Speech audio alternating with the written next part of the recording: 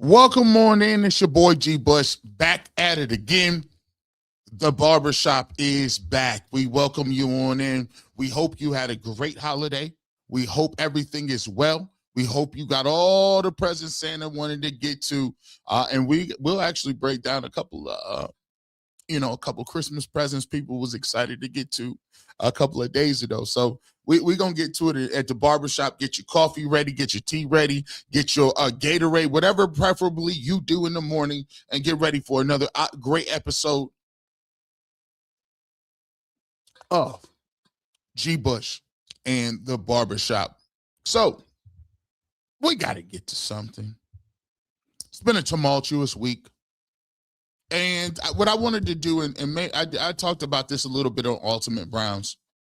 What I wanted to do is try to add something to the conversation. There's been a lot of people going back and forth that hit me up about different numbers, and this is going to be one of the big conversations that we talk about moving forward with Sheduer Sanders, because right now there's going to be something to be said about who's the quarterback from now until when the draft comes and goes. And the Cleveland Browns will obviously do their due diligence. They will obviously put out smoke screens. They will obviously put out feelers. They'll bring in quarterbacks to work them out. They'll do all of those things. But the one thing that most people be looking forward to and trying to find out and read the tea leaves is, are they going to be drafting a quarterback? And should they be looking at a quarterback? Has Sheduer Sanders done enough? Has he done enough in order to get to that?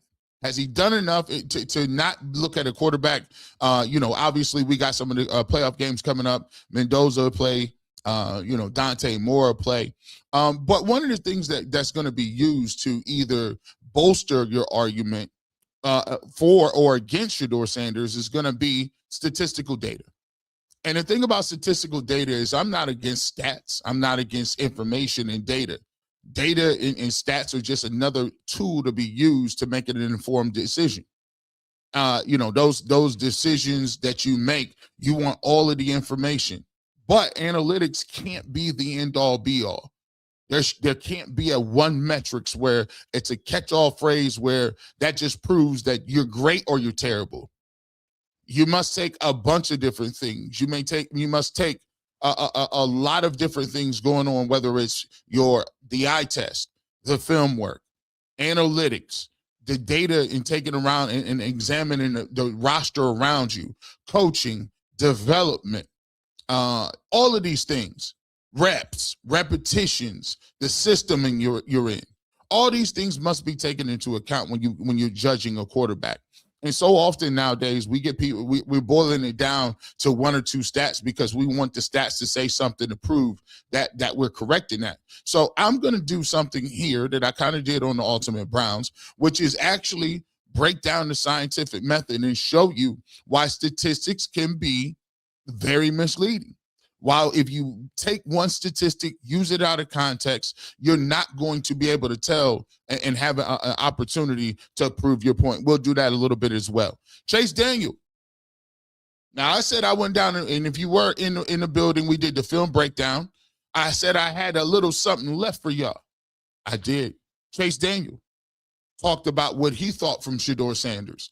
And I thought he played much better than what the narrative was based upon, the outcome of the Bills game. I think a lot of people jumped to the conclusions. A lot of people jumped and moved and, this ain't it, and this ain't it. And we're going to talk about what he thought about it, because don't listen to me. Oh, G Bush, I'm just a off defensive lineman. Shout out to OU by winning their bowl game as well. Shout out to OU. Got another bowl dub. So we'll talk about what Chase Daniel saw. We'll see if he has something different from what I had. We'll get to that as well. Then we're going to get to, this is the fun topic. This is the fun one. I hope y'all stick around for this one. People with the Sheduer Sanders stuff. Christmas came. People got their jerseys, and boy, oh boy, did they really get them when they got them. When they got them jerseys. Boy, people was moving around, excited. And I think one option that we get to is there's a lot of individuals that are not necessarily looking at this thing from a business angle. They're not looking at it from a cultural or social impact level. And to me, when you talk about it, Jimmy Haslam has had a bunch of data. Jimmy Haslam has had a bunch of data. He's looking at it. And you got to also look at it from the angle of a businessman and what he's able to do in marketing when you have a quarterback. And when you have a quarterback that is marketable, first and foremost, that you think can play, but second and most, has this type of impact in the business world, right? So we'll talk about some of those things and why I already feel Jimmy Haslam has seen enough. Jimmy Haslam has seen enough. We'll break that down as well. We'll get to some of this stuff about the Pittsburgh game. We'll get to your super chats. We'll get to your chat. We'll get to the shout out. Shout out to everybody rolling. We got another great show planned for you. Get ready to rock and roll. And we don't miss in 26. 25 was fine. 25 we was alive, but we don't miss in 26. You're listening to the Barbershop. Come on in. We also have something to say. About 900 people in here right now. We're going to break this down so you can spare the word and let people know. Coming up January 1st, the Barbershop will be strictly on. You can watch the Barbershop in 3 ways. We'll still simulcast on Facebook. We will still simulcast on Twitter. So if you watch on Twitter, we'll do that. And obviously, we'll still simulcast on the Barbershop YouTube channel. We won't be simulcasting on UCSS because of the new YouTube membership rules. So you can't have a podcast be monetized on 2 separate platforms. So with that being said, at the top of the year, we will still have the Barbershop on the Barbershop channel. It won't be on UCSS. However, you still will get G. Bush. I will still be on Ultimate Browns. Make sure you check that out on Tuesdays. I will also, again, be on Ultimate Cleveland Sports Show coming up here in the off season. So I will be on 3 days during the season in UCSS. So if you catch the channel, on and you're catching the Saturday morning show on UCSS channel, make sure that the programming next week, starting at the top of the year, it will be still over here. You can still watch on Facebook. You can still watch on Twitter, and you can watch it there. So due to the new monetization rules, YouTube always got some new rules. So we can't monetize it in 2 places. So just wanted to be upfront with the people so you don't look around and say, where'd you push me at? Where'd you push? Because you know how y'all get. So make sure you continue to watch and support both channels. Make sure you continue to get that done. Now that little bit of, house cleaning is done, let's get into our first topic. I don't really want to go around back and forth about arguments about analytics. And I don't really get to a point where I'm using one specific analytic. I know the big thing was EPA last week. Guys going back in sack rate and time to throw, all these good things. But what I want to do is I'm going to come at it from a perspective and show you that just because you use numbers and statistical data does not mean you are using it correctly within context. This clip is from a professor from the University of Saskatchewan who points out and shows in this example that he gives just how difficult it is to use stats, one stat, and then make sure that it encompasses everything that you're trying to prove. This is very, very, very telling. Let's get this queued up. Greetings. Today we're going to be discussing Simpsons paradox. Before we begin, let's start with a definition of Simpsons paradox, also called the Joule-Simpson effect in statistics, an effect that occurs when the marginal association between 2 categorical variables is qualitatively different from the partial association between the same 2 variables after controlling for one or more other variables. So what does all that mean? Let's consider the case of graduate admissions at a university. This university has 200 male applicants and admits 104 of them. They also have 200 female applicants and admit 80 of them.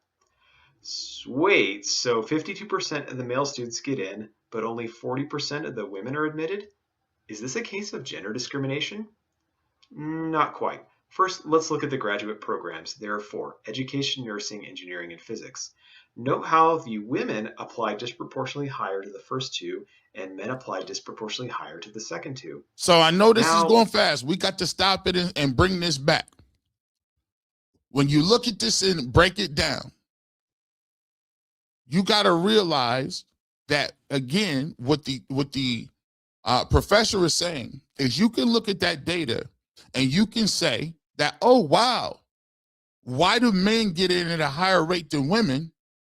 That may be discrimination. No. You have to also give context. You have to go deeper. You have to look at some of the other things so that you can tell and have clear in context in what you're trying to prove. The city has 200 male applicants and admits 104 of them. They also have 200 female applicants and admit 80 of them. So on face value, you just look at 200 male applicants, 104 get in, 200 female applicants, and 80 get in. It's a difference of 24. For someone looking to say this is discrimination, this is something that women are they're disproportionately affected by these policies. You could come out with a conclusion that is not necessarily steeped in correct data and is misleading. Wait, so 52% of the male students get in, but only 40% of the women are admitted? Is this a case of gender discrimination? Not quite. First, let's look at the graduate programs. There are four: education, nursing, engineering, and physics. Note how the women apply disproportionately higher to the first two, and men apply disproportionately higher to the second two. Now, let's look at admissions data. 20% of the men who apply to nursing and education get in, whereas 30% of the women are accepted to these same programs. For engineering and physics, men get accepted at a rate of 60%, whereas women get admitted at a rate of 80%. And thus, without taking a look at this, without taking a look at the curriculum and the programs in education, nursing, engineering, and physics, and then also looking at the way men apply to those places or the way women apply to them, you would come out thinking that you had a smoking gun here, but you don't. You need more, say it all again, boys and girls, data. You need more, say boys and girls, context. we see that women get accepted at a higher rate than men for every one of these programs. It just seems like the opposite is true simply because women apply disproportionately to programs with lower overall acceptance rates. By controlling for each individual program, we can see that women are in fact faring better than their male counterparts in graduate admissions at this university. And that's an example of Simpsons paradox. And that's all I have for today. If you have It's counterintuitive. It's counterintuitive from what you may think you're going into with. But the problem sometimes is when you are coming up with a conclusion or a theory, you then go and search for numbers that prove your theory. You go looking for the answers and the information that bolster what you have. Take a look at it. Stick with me here. We just building on something. We building on something. This ain't sensationalism. We just building so we can have a context in why we can stop having arguments about numbers and we pull up a new number every single week to try to say what we want to say. Are numbers great? Yes, but they have to be used within context. Statistics that mislead. Like fallacies, the lack of evidence to support their claims, statistics are numbers or quantitative data that can be used to misrepresent a claim. A common assumption we always make, and when we see evidence represented as numbers, is that numbers don't lie. Everybody says this. Don't take the emotions out of it. Take the emotions out of it. The numbers don't lie. While it's true that the numbers themselves do not lie, the interpretation and presentation of numbers can be misleading or manipulated to create a false impression. Now, am I saying someone misled somebody intentionally? Here's what you should be saying. Take intention out of it. I'm not saying that you intentionally skewed the numbers so you can make an argument. That's not what I'm saying. I'm saying used incorrectly, you may unknowingly have already manipulated the numbers to create a false impression. You can do some stuff. Simply stated, Simpsons paradox is a phenomenon in statistics where a trend or a relationship that appears in different group data disappears or reverses when the groups are combined. It's a counterintuitive. It's counterintuitive and sometimes misleading phenomenon that can occur when the data is not properly analyzed and interpreted. You can get a bunch of data. My problem with a lot of these sites, the True Medias and a lot of these other different things, is I can't see their methodology. I can't see the statistics they're using. I can't see the formulas. I don't know how they're coming up with these numbers. They just spit them out, put them on a spreadsheet, and they have a proprietary knowledge that says, hey, this is our formula we came up, just trust me. Well, I need to be able to replicate that. I need to be able to see the math on it. It's not good enough just to throw it out there and say that's what it is, right? Also, take it a step further. Take it a step further. A lot of times we do these things. 1,700 people in here. I know we ain't jumping up and down yet, but I got to give you the basis. I want y'all to get and understand what we're talking about here so that you guys have the tools to when you see statements and you see things, you can come about it and say, okay, I see what happened there. How numbers are used in misleading ways.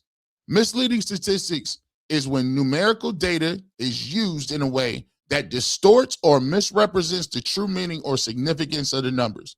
They can be used intentionally or unintentionally. Don't you tell me that G. Bush told you that you was doing this on purpose and you said that I manipulated and you said you came to my character. I did not.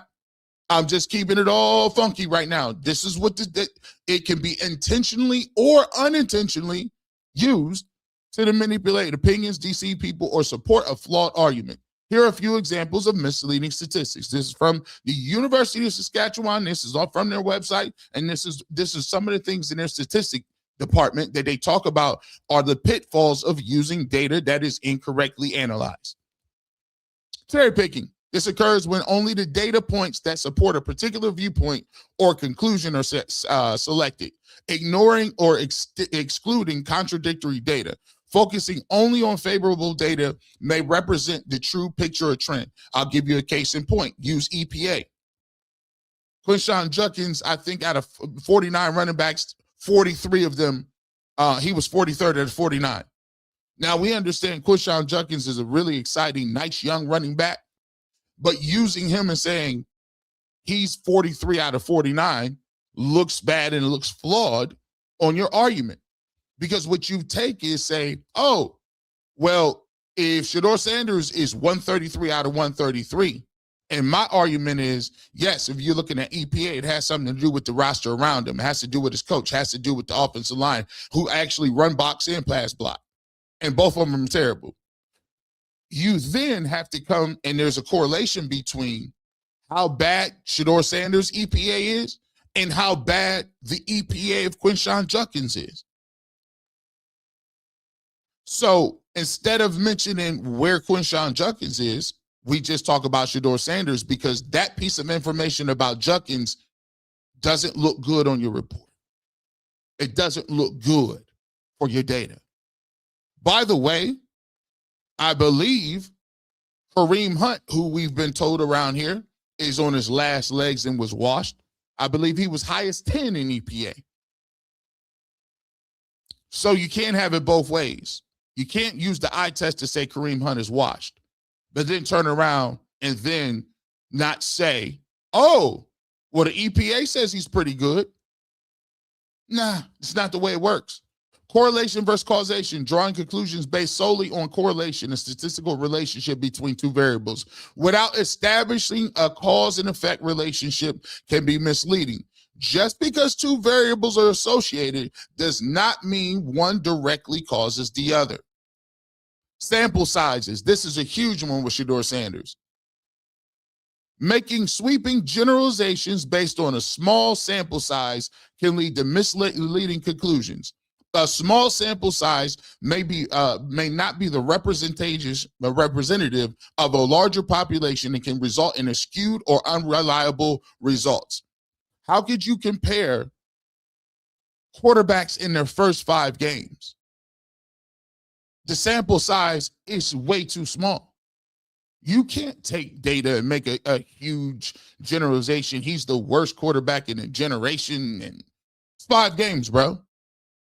If you try to do that in some lab or scientific method or a case study or a field study, a pharmaceutical study, they would say, sir, how many people have you studied? How many people have you surveyed? 5.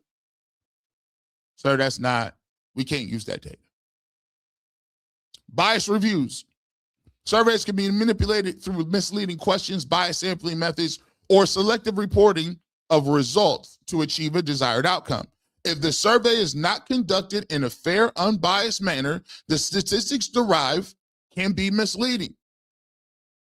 Some people who people talk to say, I talked to a guy, and if that guy necessarily don't like Sheduer Sanders or never thought that he was that good, it's going to be skewed a little bit. You think? Right? The correct way would be go to 5 people who really, really are over the top with Shedeur. Go to 5 people that don't like Shedeur at all, and give me 5 people that identify as neutral. Poll all 3 audiences and then come back with the data based on what you said from all 3 groups. Percentages without context. Presenting percentages without providing the relevant context can lead to misleading interpretations. For example, stating that your company's profits increased by 50% may seem impressive, but if the starting point was very low and you were taking losses last year, the increase may not be that significant. Some call that framing as well.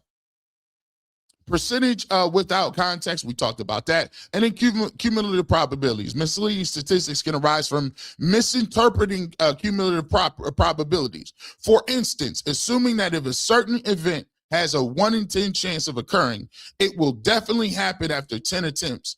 Each attempt retains the same probability regardless of the previous outcomes. This is a huge one for Cleveland Browns fans. We had this conversation and this argument on the show last week. The argument was, out of the last 20 years, the Cleveland Browns have only taken 2 quarterbacks. They've only taken 2 quarterbacks in the top 10. 2 in the top 10. So they need to increase their chances of getting a franchise quarterback by taking a quarterback in this year's draft as a top 10 guy. Problem with that is that doesn't increase your probability of getting a franchise quarterback. The chances of you getting a franchise quarterback are still very slim, even if you are picking at the top. If you take a quarterback every single year, you still have a very small chance of getting it. Just because you play the lottery every day does not mean that you have a higher chance of winning the lottery because you play it more than somebody else. Let me get to some super chats really quick. I want to get y'all's thoughts on some of this stuff. J-Mac Too Fresh, salute G. Bush. I work for the Environmental Protection Agency, and I have never studied QBs. Grown as legendary, double wrist up.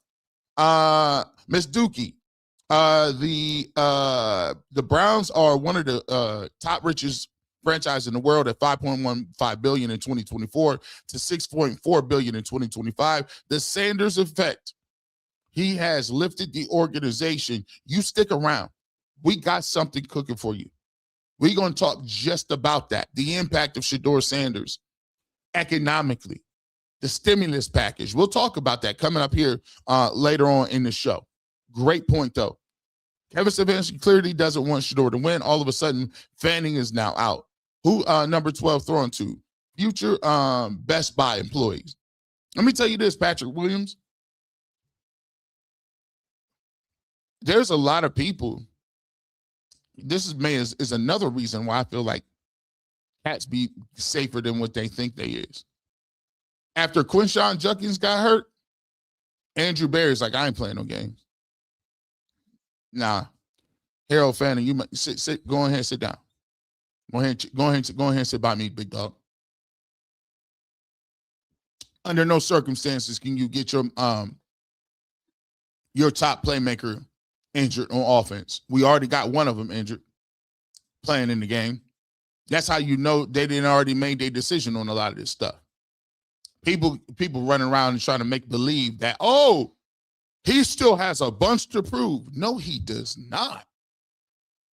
You think he got to come out here and throw for 9,000 yards to make? No. The organization has seen all they trying to see. Nicole Marie. You should do a live debate with Quincy on why the Browns should build around Shedeur and not draft a quarterback in 26. You know, I might, I'll be on Quincy's show all the time. So, I mean, I don't have no problem. I have no problem debating about it. There's a lot of people that's going to come to the conclusion that they need to draft a quarterback, Nicole Marie. And I'm going to give you about 4 or 5 examples today that's going to really make a lot of people think like, you know what? I never thought about that. Red Hot Chili Peppers fan. Shout out to the Chili Peppers. I love the Red Hot Chili Peppers. I love how media takes 5th round pick, but want to grade as a 1st round pick. Can't have it both ways. 12 outshine all quarterbacks this year. Remember, that's what we call cherry picking. I also call it moving the goalposts. We talked about last week. It went from Sheduer Sanders has to prove that he can be a viable quarterback. Now all of a sudden is Sheduer Sanders needs to prove not only that, but he better be a top 10 quarterback. How? Man, this is like a bad relationship. You ever get in a relationship with somebody and they was in a relationship with somebody for 10 years? It was toxic. They broke up 5, 6 times. It was physical abuse, emotional abuse, all the above, right? They break up, both parties break up, they go find new partners. They start dating for about 6, 7 months. And in those 6, 7 months, the people that came from the dysfunctional relationships, they want the new person to erase 10 years of toxicity. They want you to make them forget about all of the stuff that they have not, that was unresolved, all of the stuff, the emotional baggage, the physical torment, all that. They want you to come in 6, 7 weeks and make you forget about everything bad that happened 10 years. No, it don't work that way. Come on, guys. You're not gonna. We're not quarterback after quarterback after quarterback. Sheduer Sanders is not going to do nothing in 7 weeks to make you forget about none of them quarterbacks. Come on now. G. Bush, did you see the video with the quarterback coach Bill Musgrave talking about the information presented to the Browns management about metrics? No, I didn't. Lamina 566. I didn't. I'm gonna have to check that out. Usually I'm on it. I did hear Bill Musgrave say the reason why Sheduer Sanders or any young players gets better is because the work they put in. The hard work that they put in. And by the way, Bill Musgrave and Coach Prime is kind of close. Just letting you know. Young among. It's funny how Jason loved EPA and how he holds on to the balls too long. But production after avoiding sack, he's the top and Shedeur's 3rd most pressure, but the least amount of all the quarterbacks in the NFL. I did see that metric. People put that out there. He's pressured the most, but he's able to avoid sacks, and he avoids them at a high clip. First of all, when we watched the film, he had 3 or 4 Houdini acts. 3 or 4 Houdini acts where you say, I don't know how the heck you got it out of that one. Showing mobility. They running read option with him. I knew people wasn't watching the tape and people wasn't watching him at Colorado when they tried to make it seem like he was a statue. It was a point in time they tried to make it seem like Dylan Gabriel was more athletic than him. I said, bro, you couldn't have been watching the tape. He's not his father. What? He's not his father. Well, listen, his mom is more athletic than you. That ain't saying much. Prime is one of the greatest athletes of all time. If you fall short of one of the greatest athletes of all time, I'll take that. You see how he's led the team in rushing three weeks in a row. T-Storm. Take him to school, G. Bush. You know, we got to give him the context. Shedeur's third most pressured quarterback. He takes the third least amount of sacks, and that's per EPA. So who cares if he holds onto the ball if he doesn't get sacked? We need Brian Flores and a great offensive coordinator. I'll take both of that. If you're down for Brian Flores, hit that one. Put that one in the chat. Brody's bottom line, Jason is clown. That's why we will never come out to meet UCS members and fans. Yeah, you know, Jason was busy, man. You're not a family, man. It's not a family, man. It's kind of tough to go out there to the meet and greets, man. Actually, that's not true. He did come out to a meet and greet. Shout out to Jason. I got to keep the record clean. He came out with his son and off the clock met him. Off the clock, and he came out with Darren at Sweetport Wilson's. So he did do that. I got to keep the record clean. People using stats from 5 games are not honest. In the scientific world, we say you don't have enough power, sample size, too many confounding variables, bad supporting cast to make a statistical assessment on 12. Listen, Afro Thunder, I completely agree. Miss Bell, they took the goalpost down a while ago. Oh, yeah, they took them goalposts. They moved already to Berea. From Brook Park, they moved them over to the new stadium. Took all them boys down. Why can't I get past is everything they say Shedeur needs to stop doing, the top quarterbacks are doing. So he's supposed to be perfect and nobody else is. That's another thing that you have to watch too, is because when you've made your mind up and you made your decision on whether a good person is good or bad, it's very difficult to show them anything that's going to convince them otherwise. Some people already put their flag in the ground and said he wasn't it early. A lot of people that never wanted to see him play. So, you know, when you see it on, that's why I do film reviews, to be honest with you. I just keep it real. I do film reviews because I think it's important to show people so that people can't just tell you, oh, this is what is happening. This is actually what's happening. Of course, he isn't father. They use that when they aren't winning an argument. Riri lady, I appreciate you. Speaking of, don't take my word for it. Let's get to it. Chase Daniel. Don't take my word for it. We gave you why stats are flawed. We gave that to you. But now it goes to sometimes they don't believe you because they feel like, oh, you just love Shedeur. You're doing it for the culture. I don't think Chase Daniel is in the culture. I mean, he might be. I don't know. I don't know him personally. But he's welcome to pull up. But take a look at what he says in terms of what's going on with Sheduer Sanders and what he saw. Don't take my word for it. The ball and he's getting the ball out quick. His pinky was really bugging him. I just think that the Browns in general just didn't really help him out a lot. And I'm going to get to a lot of different plays, and I just think he... Oh, what? What'd you say? What'd you say? He said the Browns weren't helping him out a lot. Really bugging him.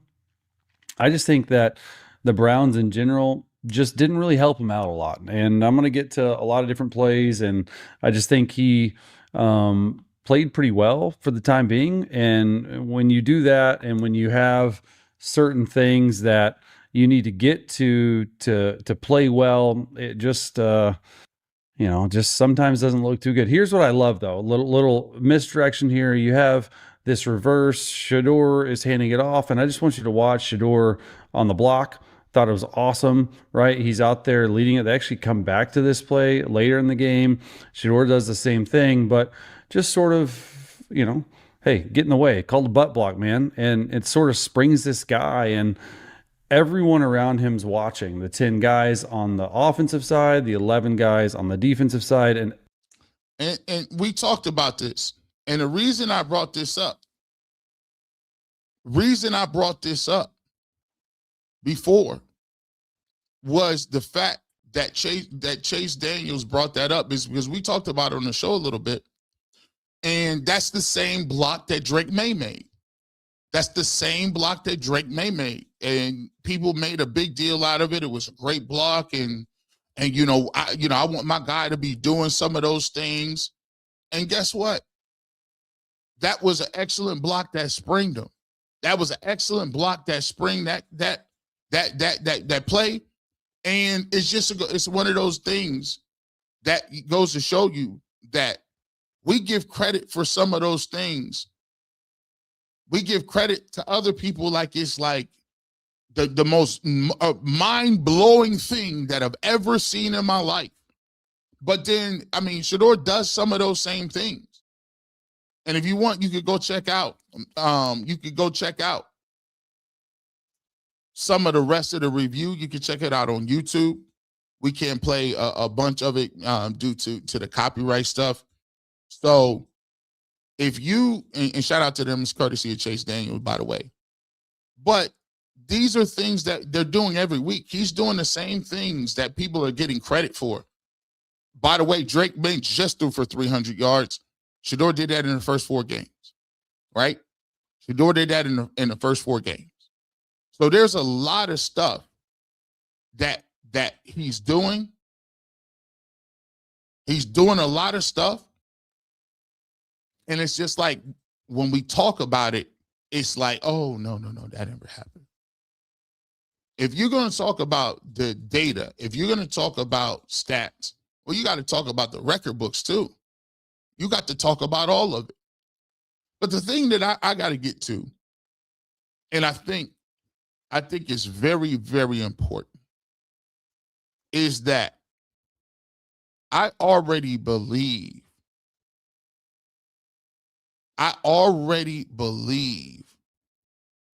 that Jimmy Haslam has already seen enough. He had already seen enough. And a lot of people don't be reading these tea leaves. Let me just start by breaking it down in a business sense. Let me start breaking it down in a business sense. Let's start talking about it in terms of the monetary value.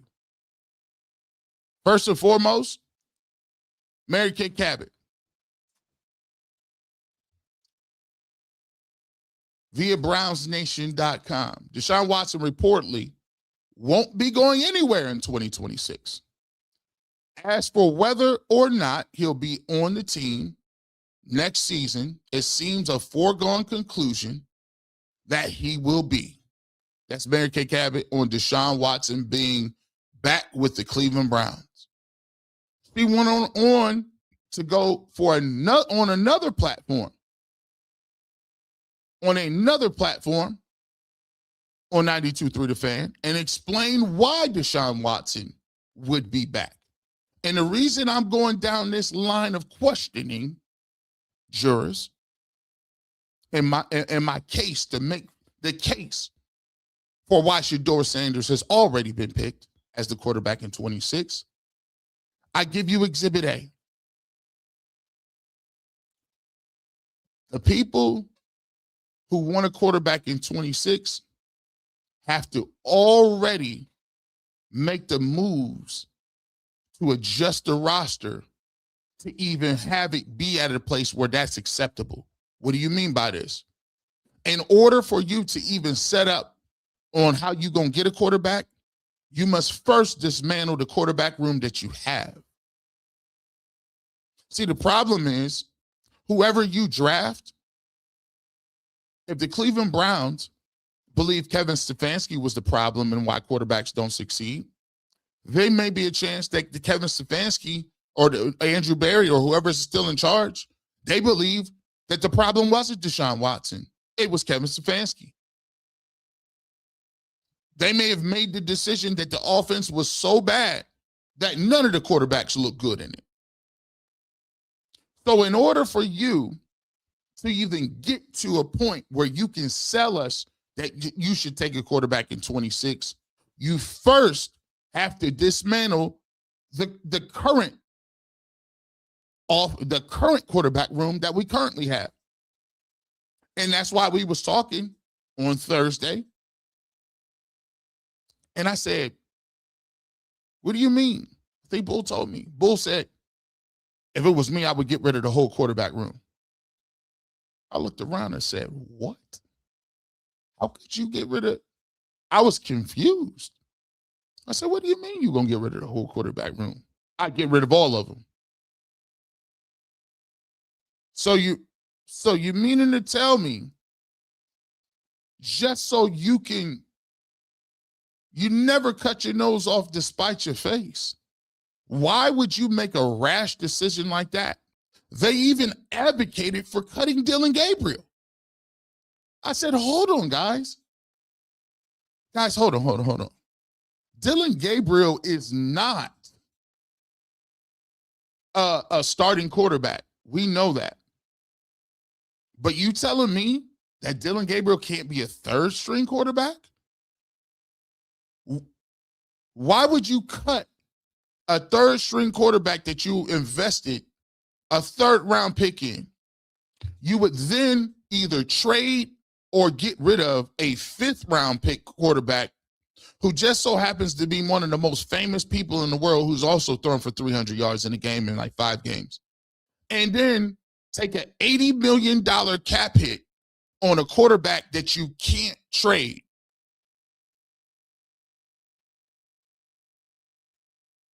And if you do trade him or cut him, you lose $80 million that you can operate.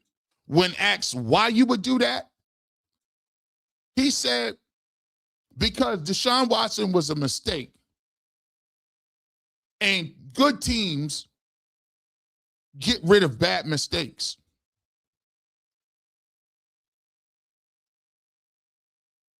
Let me just tell you this. When you get divorced, why you think people always say it's cheaper to keep her? There's lots of people in marriages that make mistakes. That cap hit, it's that cap hit when you go to that judge and they tell you you gonna pay alimony, you're gonna be child support. Then they split that debt up and both parts look at each other and say, you know what, that person ain't too bad. Maybe I might chose to go to counseling. It's funny how cap hit work. What do you mean no businessman is getting rid of $80 million just so you can say, look, Jimmy got rid of a bad mistake. It don't work that way. Now, mind you, Mary Kay has already confirmed this. He's already confirmed this. 21-day window for Deshaun Watson closes today. So, Mary Kay, what is going to be the next move with the Browns in number 4? Well, the last couple of times I checked, the lean was towards letting that expire and having him finish the season on PUP. And my lead was that he was going to turn back into a PUP kid. Don't know if you saw it or not. But, I see what you did there. Yeah, it was like a Tom Withers lead. But anyways, So I think that they're going to let that expire after practice today. They do practice today because it's a different schedule in this Christmas week. So I think they're going to do that, or at least that's the way that it was going to go yesterday when I was hunting around on it. Right. And unless something's changed, that's what it'll be. And he'll go back inside and continue to rehab and then help those young guys in the meeting rooms and different things like that. Okay, then what does that mean then? So then obviously he's probably not activated for the final 2 games. And then what do you think? I know this is a loaded question and who knows at this point because we don't know who's going to be making the decisions, but what do you see as Deshaun Watson's future with the Browns in 2026? Well, I do really believe that he will be on the roster. in part because of the salary cap considerations. We know he's got the $80 million cap charge. They'll mess around with that and restructure that, but he'll be on the team next year, and he will have a chance to start games in the beginning of the season as a bridge quarterback in the event that they need a veteran quarterback to do that. He will be in line to be able to do that. Let's say they stick with Shedeur and they think he needs a little more seasoning at the beginning of the season, maybe they let Deshaun start a few games and let Shedeur continue to learn whatever he needs to learn to be able to go out there and win. Or if they draft a quarterback in April and they don't think he's ready yet, then there's a world in which Deshaun could start in place of him. So he will be in play for that. He will be here, and as long as he's healthy, he'll have that chance. Well, there you go. Courtesy of 92.3 The Fan. There you go. But I take it a step further. Jimmy Haslam then already talked to him. Jimmy Haslam then already told Deshaun Watson what it was. Now, I'm the guy who people thought was crazy when I brought up the collusion and said, oh, they're punishing Deshaun Watson and the Cleveland Browns for giving him that guaranteed contract. You notice ain't nobody got one. Mike Florio came out with it. They basically just had the smoking gun, basically saw in court documents that they had a meeting, said no owners are to do this ever again because you're messing up our bag, you're messing up the way the league is. We cannot come out here and have salaries escalating to that point. They came out and said nobody's going to give Lamar Jackson no guaranteed bag at all when he wanted to be traded.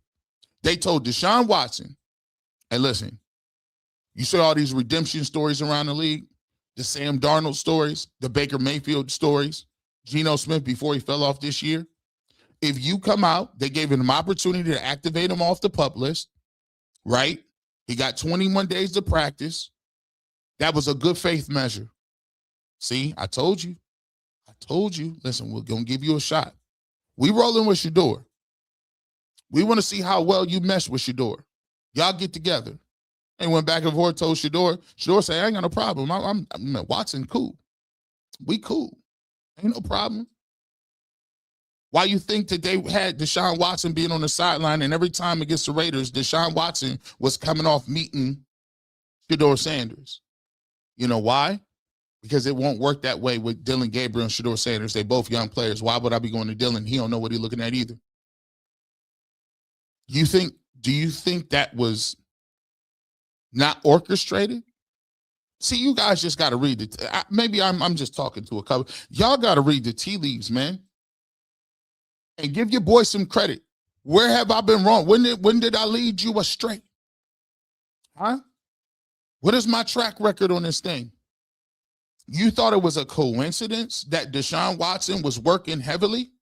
You think it was a coincidence that they said Deshaun Watson has been a joy to have in the building, ain't made no issues, no noise, no more allegations, no nothing, got married?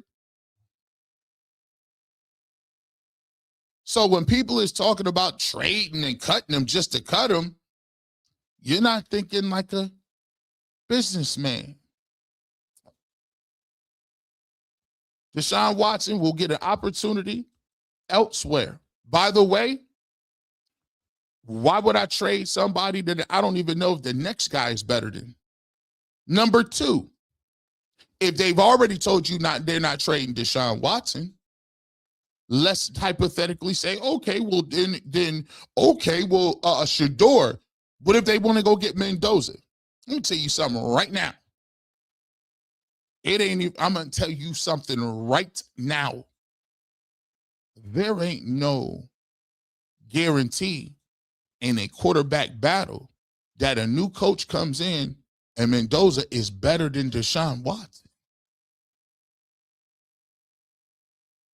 Dante Moore, what? See, y'all must have forgot. Y'all be forgetting a little bit. The backup quarterback is already here. It's Deshaun Watson. You know why? They're paying him $80 million. And they can't trade his contract. He's the backup. Dylan Gabriel, he's not going to ruffle no rock the boat. He going to come in. He going to do his stuff. He can be on that. He can hold that clipboard, get his bag, and they got it solidified. That leaves Sheduer Sanders. But you notice, for you, I'm just telling you how it works. For you to draft a quarterback, you done already seen how you got to move the post to even get to a point to draft a quarterback. Because you readily acknowledge that you can't have a quarterback room with Mendoza, Sheduer Sanders, Dylan Gabriel, and Deshaun Watson. But guess what? They already told you they're not moving Watson. So if they're not moving Watson, why would they move Shedeur? And Dylan Gabriel's fine right where he at. Because now he's slotted where he was supposed to be anyway. Dylan Gabriel ain't no superstar, but guess what? Dylan Gabriel is serviceable enough to come in here and play some games. See, the problem is the setup move is they're a little upset about that. How dare Deshaun Watson? He might see the field. He might actually see the football field. I do believe Jimmy still went to his wedding, right? He's still. Y'all got to understand it's a difference between what you want to see and what it really is. Now that we see that, let's take that piece off the board and let's get to this. We still on financial. We still on talking about making money. But see, it's different now. I said it on my members only joint last night. This whole thing with Sheduer Sanders goes deeper. It's deeper than just the football field. And a lot of people can't understand it. A lot of people don't get it. And from a business standpoint,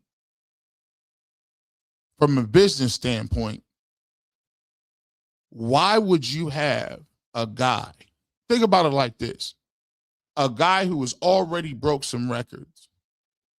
He just so happens to be, he just happens to be one of the most famous people in the entire world.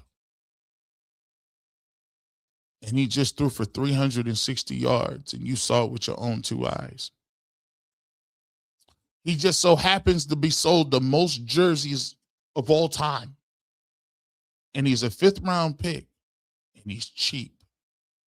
So let me get this correct. I got cheap labor. Let's talk business. I got cheap labor.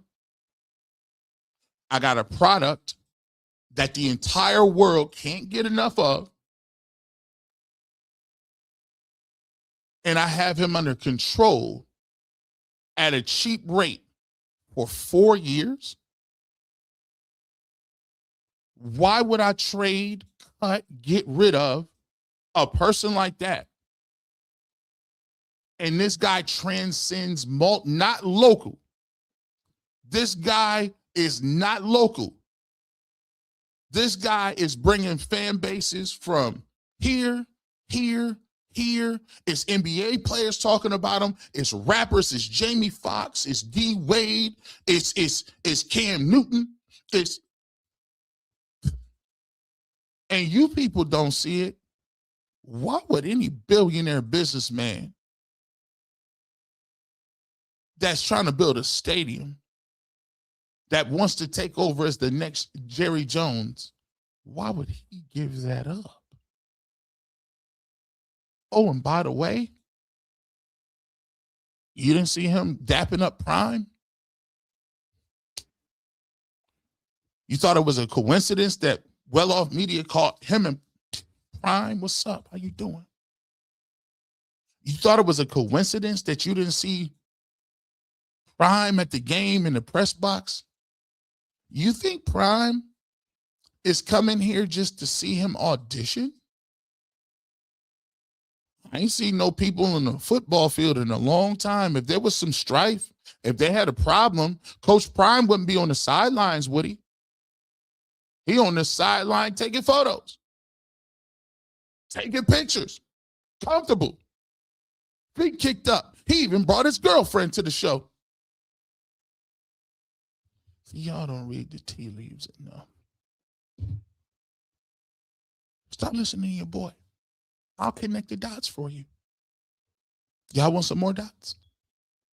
Watch the way other people talk about it. This ain't just regular fandom. These is big time folks. An ability that you just cannot see from the naked eye. It's something special about him that's just inside and it's internal, it's in his DNA. But what I love most about him, I want to see him be successful on the football field, like any other fan. But I love when he get in those press conferences. I love how he handles himself in those press conferences. You say I what? love how he handles himself. What'd you any say? Other fan. But I love when he get in those press conferences. I love how he handles himself. Oh, so you see it too. I love when he be in the press conference. When y'all folks get to asking them stupid questions that you've been asking for 30 years, time's up. We ain't on that type of time no more. We ain't on that type of time no more. I'm just Lil G. Bush, but I think I just said something along the same lines last week, didn't I? Dwayne Wade was like, hold on. Y'all keep trying to get you with the I gotchas. You think I'm the only person that saw it? I love how he stand up for himself. I love how he don't throw nobody under the bus. I love how he's a leader. He takes it. Like they try to turn him against his coach every time they can. I love how he would not allow anyone to turn him against anybody. But when he steps up there on that podium, you get to see the leader that he is. Yes. And why he is as special as he is. Right. And he always put on for his father. I love that. He don't run from the smoke to hit Sanders. At the end of the day, the big guy got him, right? Only God can judge him. And so, bro, I love Shedeur. Whew. That's a Hall of Fame basketball player. Him and D Wade and LeBron like best friends. I ain't never heard him say that about LeBron. I ain't never heard him get that emotional about LeBron James. This ain't even in sport. You see what I'm saying? It's global. This ain't local. See, what y'all understood, y'all missed it. Y'all underestimated. I tried to, Lil G. Bush tried to tell you, I said, no. A storm is coming. A storm is coming. You better be ready for it. Nobody saw it. Still people trying to wrap their head around it. Why is it? I just don't get it. I'm not understanding.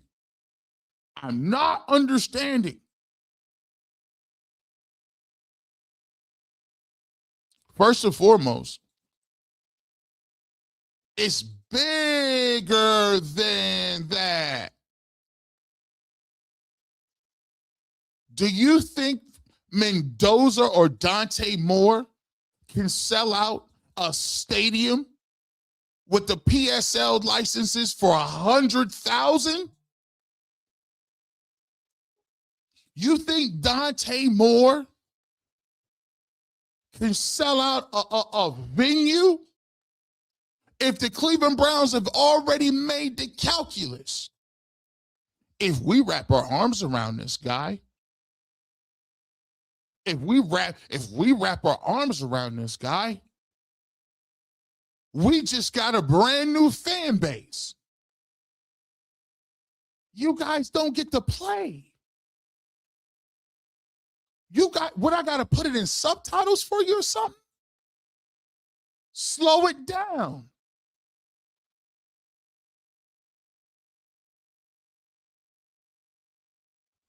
You feel Dylan Gabriel's going to sell that stadium out? Understand this. I'm trying to give you the picture.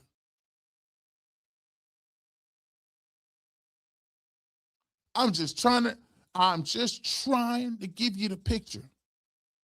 When Colorado was rolling, tell me if I'm lying in the chat. Tell me if I'm lying in the chat. When Colorado got to kicking it, I seen T.O., I seen Snoop Dogg, I seen Cameron, I seen all type of rappers. I seen the Migos, I seen Offset. I seen white people, black people. I seen them sell that stadium out with in Colorado with teenage white girls. All different race, shape, slide. I saw who's the eldest. She was one of the biggest boosters. I think she had to be like 80 or 90. She loved Prime to death. Y'all missed it. You missed the boat. Let me show you why you missed the boat. This ain't never happened nowhere. This ain't never happened nowhere. I don't care where you at. I don't care if it was, listen, these cats is acting like this is some Elvis type. This is some Michael Jackson type stuff right here.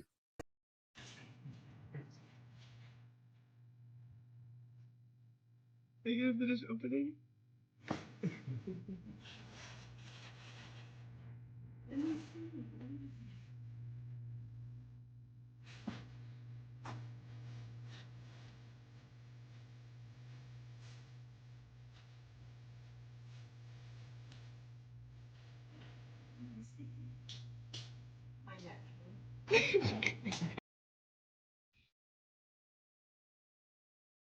Boy, you let me know if I'm crazy. Ain't nobody acted this way when they got a Trevor Lawrence jersey. Nobody was balling. Nobody was losing their mind when they got a Baker Mayfield jersey like this. Lamar Jackson is the most electrifying quarterback to come out in 35 years. I'm sorry, honey. I'm sorry, honey. I know Lamar is your favorite player, but nobody was trying to get a Lamar Jackson jersey. Nobody. But y'all might say, oh, that's a CU auntie. It's a cult. The auntie.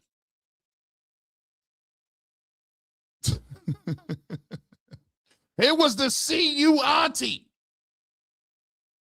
Well, listen, I didn't know. Maybe this person is not, she don't even look old enough to be an auntie. We gonna keep it pushing.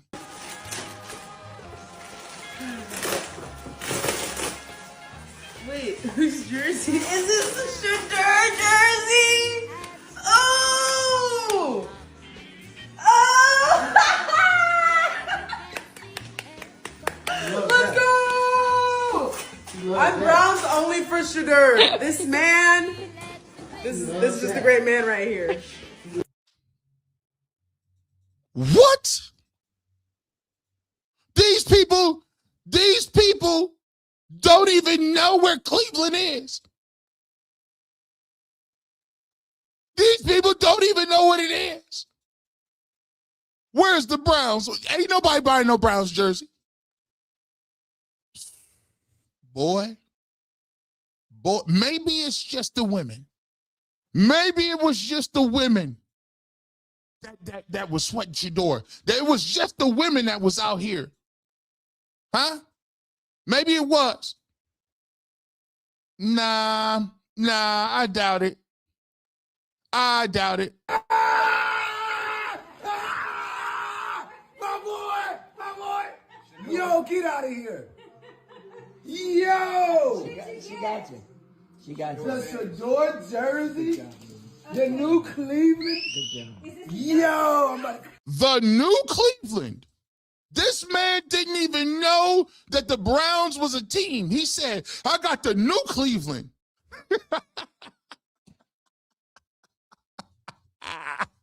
The new Cleveland. I told you winter was coming. These people is genuinely shook. They genuinely is in a bag of feelings.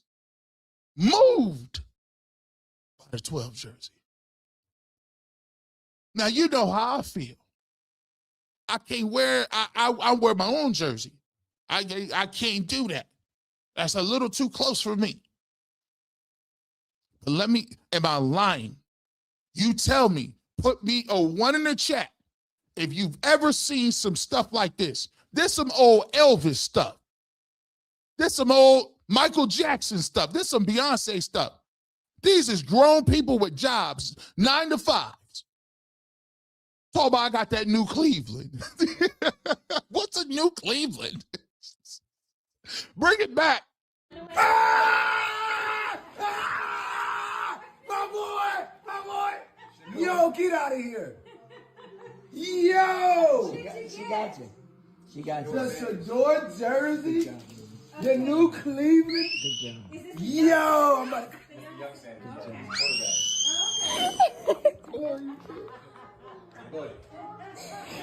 Baby.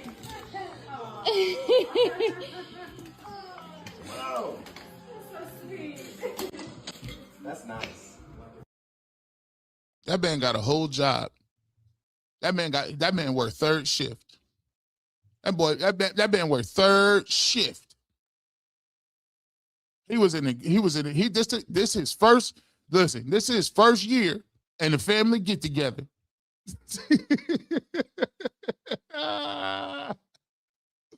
Oh boy. Look at this. That man, maybe it's, you know what? This is part of Prime's entourage. I seen he's a plant, industry plant. I seen him at that watch party when Shedeur fell to the 5th round. I saw him. He was right in the corner. It's a plant by Prime. Y'all ain't slick. Nobody gets emotional like this. This is obviously a plant, and it's very easy to see through. Oh, it is? Okay. Well, let me talk about this. Maybe it's just the older culture or the older Black community. Maybe the men and the women, aunties and uncles are supporting. My little niece, she unsolicited. Who's your favorite player, Sheduer Sanders? But you don't watch football. How you? Give me the 12 orange jersey, Uncle Garrett. I said, what? You only 5. You don't watch football.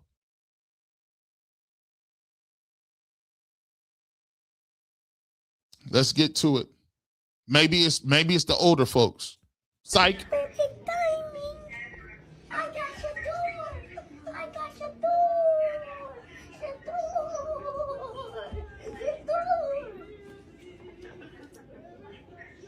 Well, there's nothing on the back, but I'm gonna keep this forever. I'm gonna keep this. You like it? Yes, I'm gonna keep it forever. What you doing is? And tell me about someone eating perfect timing.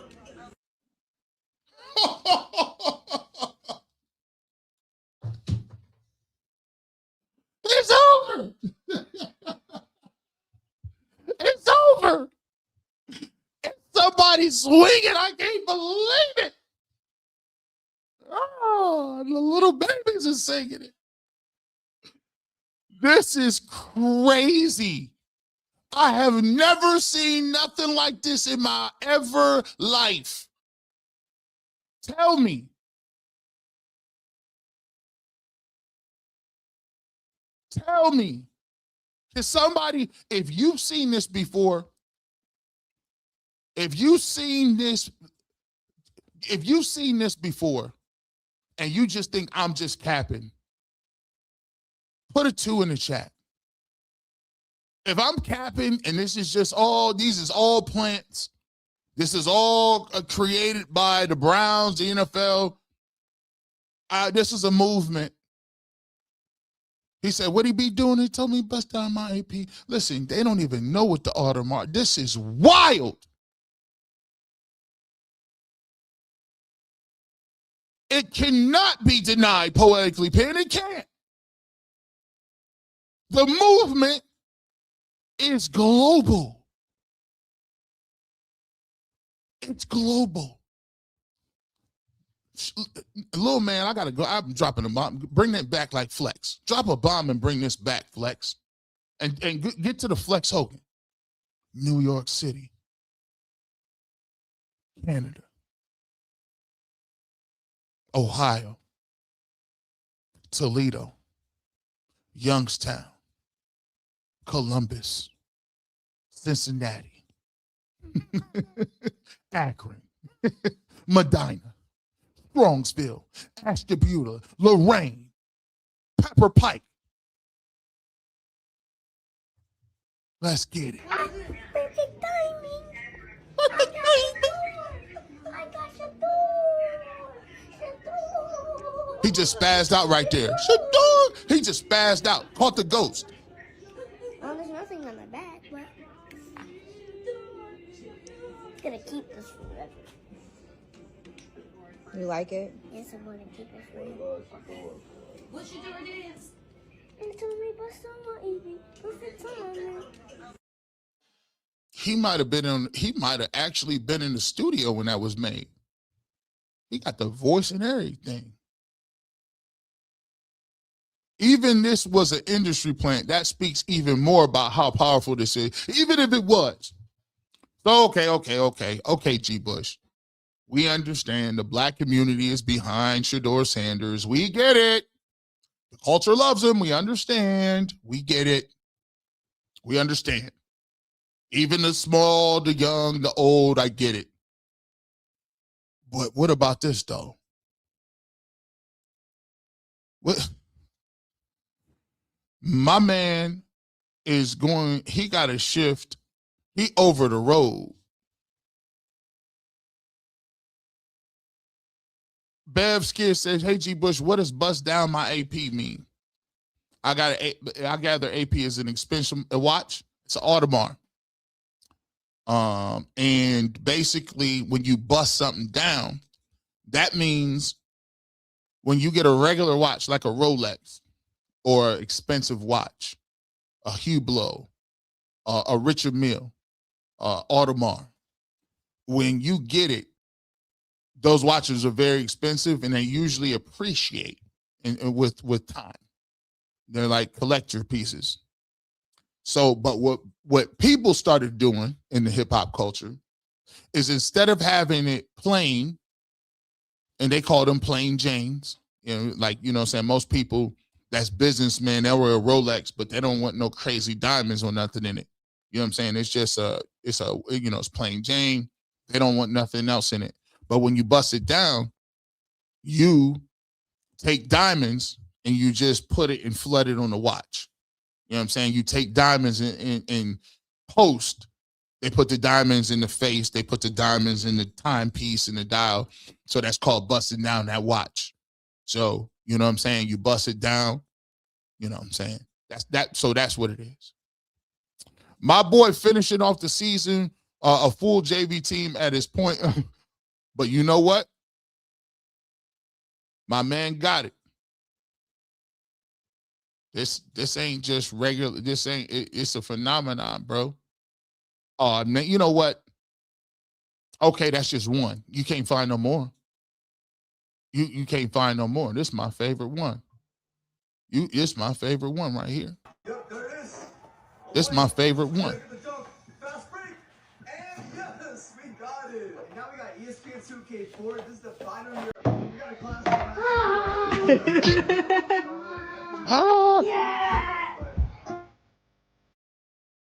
Yeah.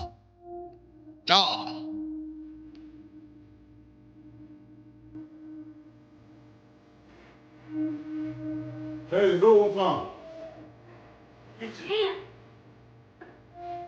Yeah. What else? What else? Go ahead. Look at him, huh? Huh?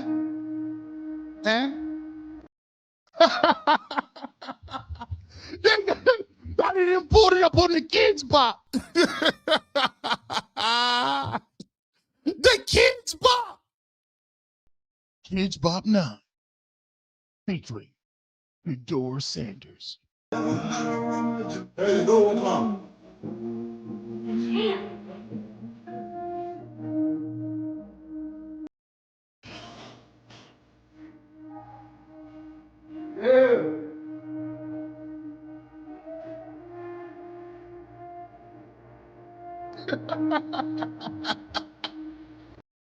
Y'all sick.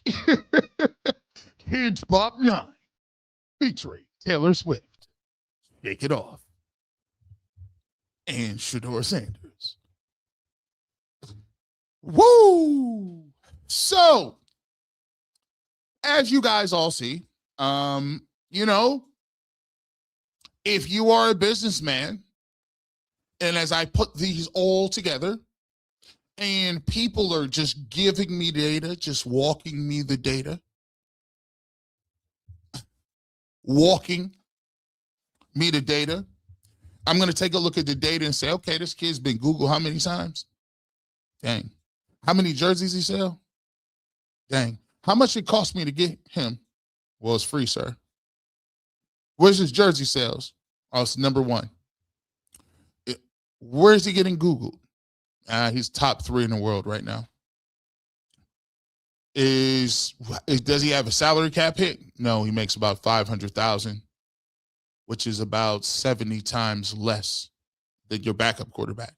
Okay. Does he have a record? No. He does have a record. It's a rap record, and it's charting on iTunes. Can he play? Yeah, he's the one of only quarterback to throw for 365 yards, 3 touchdowns, and 1 rusher since Joe Burrow.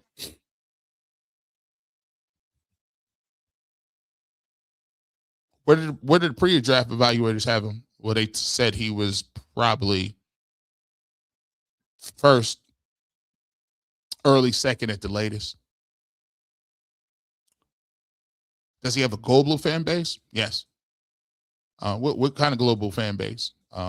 When I say global, everywhere. So let me ask you a question. What's the downside? Frankly, nothing, sir.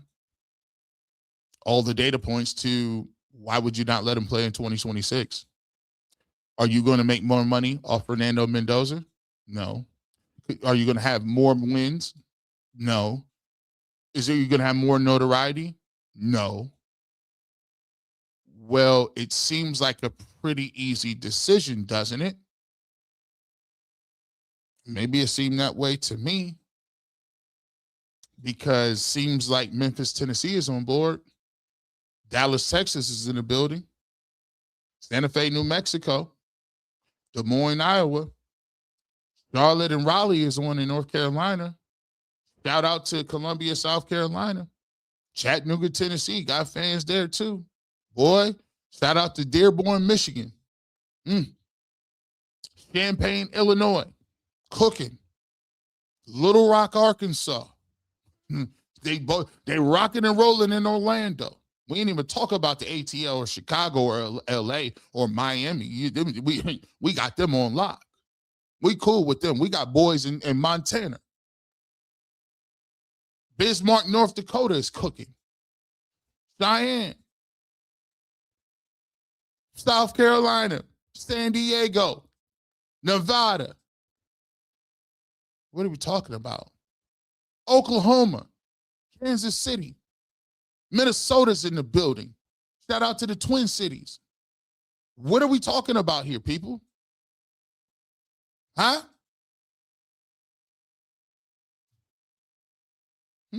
Alabama in the building. We're in the Netherlands. This is a microcosm. Barbershops in Netherlands, the Philippines, Iceland, London, Ireland, Brazil, Mexico City, Browns backers of Hawaii. We everywhere. And guess what? Half these folks is pulling up just to see this. Denver's in the building. Dallas is in the building. New Jersey's in the building. Germany is in the building. Galveston, Texas is in the building. Parma, Ohio is in the building. Minnesota, shout out to the Great Prince, Purple Rain, Greenwood, South Carolina, in the building. What? Dubai, United Arab Emirates, Jamaica, Kingston, Utah. Ellicott City, Maryland, Florida. What are you guys talking about? East Baltimore, International. Virginia, VA is in here. Shout out to Pharrell and Timberland and Missy. Austin, Texas. South by Southwest. DMV. ATL, shawty. Port Arthur, Texas. Shout out to Concord, Massachusetts, by the way. Holland in the building. Holland's in the building. Guys, Missouri, man. Berlin, Germany. Worldwide. Can we keep going? Colorado Springs. We ain't even repeating. Belize. We ain't even repeating. Connecticut. Jersey. Shout out to Free Surf. Florida. We don't want to go too far. Apple Valley, Minnesota in a bit. We don't want to, Rose, we don't want to give them too much. Don't give them too much. We're going to get to these super chats. Ghana is in the building. Nigeria is in the building. This is what I'm telling you. The movement global. It stands for something larger. It's something bigger. It's something outside of that. South Africa in the building. You think these folks watch football? You think these people is just pulling up the wire? No, because it's the mindset. It's about the struggle. It's about trying to be something greater. It's about when people tell you ain't it, you can be it. It's the representation of what 12 is. This ain't no deification. This ain't about whether or not we trying to be in a cult. This is about what the principles stand for, as I told you before. As I told you before. What God got for you, can't nobody take it. You just stand on what he's telling you and keep it pushing. This is a story about perseverance. It's a story about continuing to keep going, just like Knoxville, Tennessee, and Wakanda's in the building. We got that vibranium in here because we vibrated a different. For what we just talked about and what we just went down the pipeline for, China, Indiana, and Colombia on vacation, going to the beach afterwards, boy. See, woo, that was hot. We are the new Cleveland. You see what I'm saying? The new America's team. You see what we talking about? Why would you even not invest in something that has the potential to have a movement like that? And on top of that, he can play. Let's get to the super chats. Let's get to it. I just want to get to the super chats, man. Cleveland Browns marketing, you're welcome. You're welcome. Start that a new America's team. Nike, holler at your boy. I kind of told you the Browns was always this silent America's team. You might want to go ahead and print that right now. I'm going to just give you the commercial. You can play that perfect timing. You got them 12 jerseys on every continent.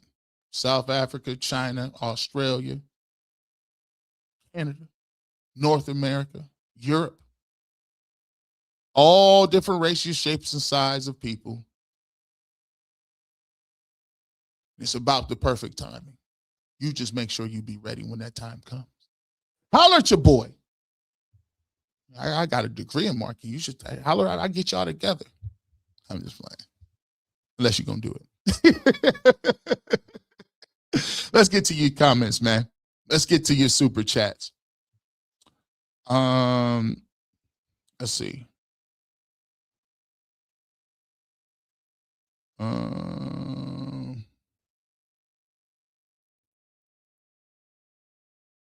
Let's see. Squiz Herb.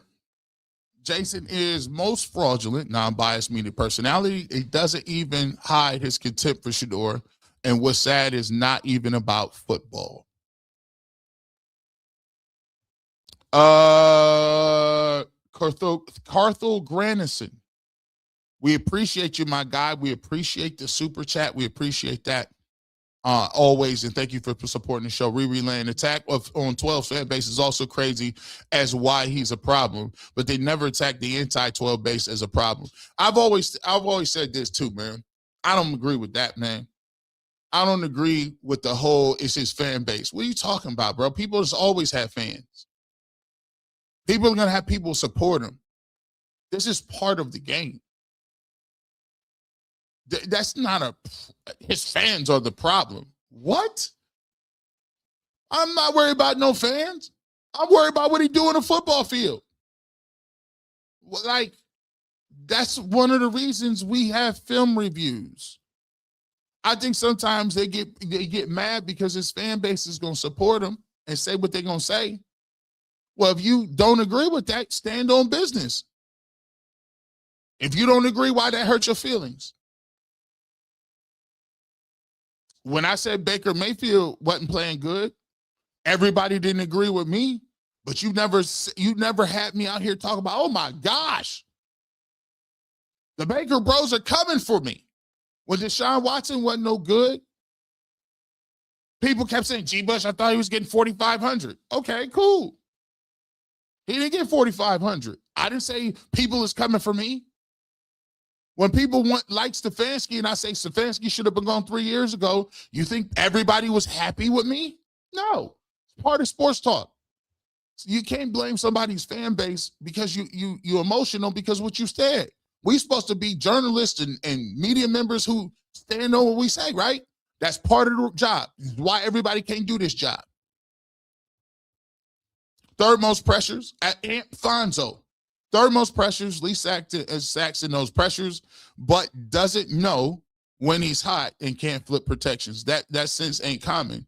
You got to ban the haterade from the set. Now, everybody got their own opinion.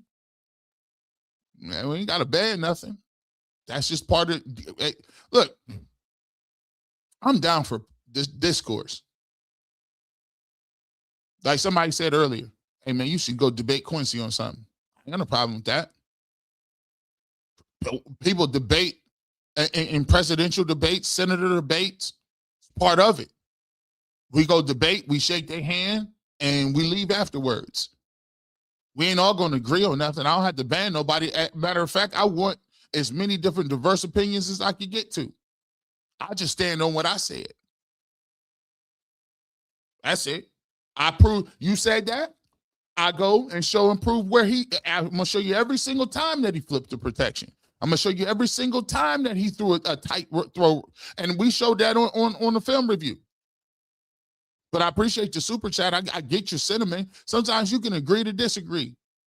All right, that's what's up. Young Among, they hate AB on the show, and they say he should go, but had a pivotal draft class. But riddle me this, when in all of the 13 quarterbacks, has Kevin ever developed one of the young quarterbacks? He can't develop young talent. That's another thing, too. The problem is Kevin Stefanski got fired because his offense was terrible. And is the talent level good? No. But here's the problem. When the talent level was good, his offense still wasn't great. He couldn't find a way to get Odell Beckham Jr. the ball prior to ACL surgeries. He couldn't get Jarvis Landry to rock. We was complaining about why Nick Chubb in his prime was getting 16 carries. Odell was showing on film, hey, he got jettisoned out of Cleveland because he told the coach, I'm open right here, I'm open. He didn't even say it. His father they was like, his father showed where he was open. His offense ain't been good. He turned his offense over 2 years in a row. Irrefutable. But you're going to make arguments for who you like. If you like him, I always told somebody, I've always opened my conversation, 3,966 people here. I've always opened my conversation. If you like Kevin Stefanski, tell me one thing he's good at. What is he elite at? All right, then.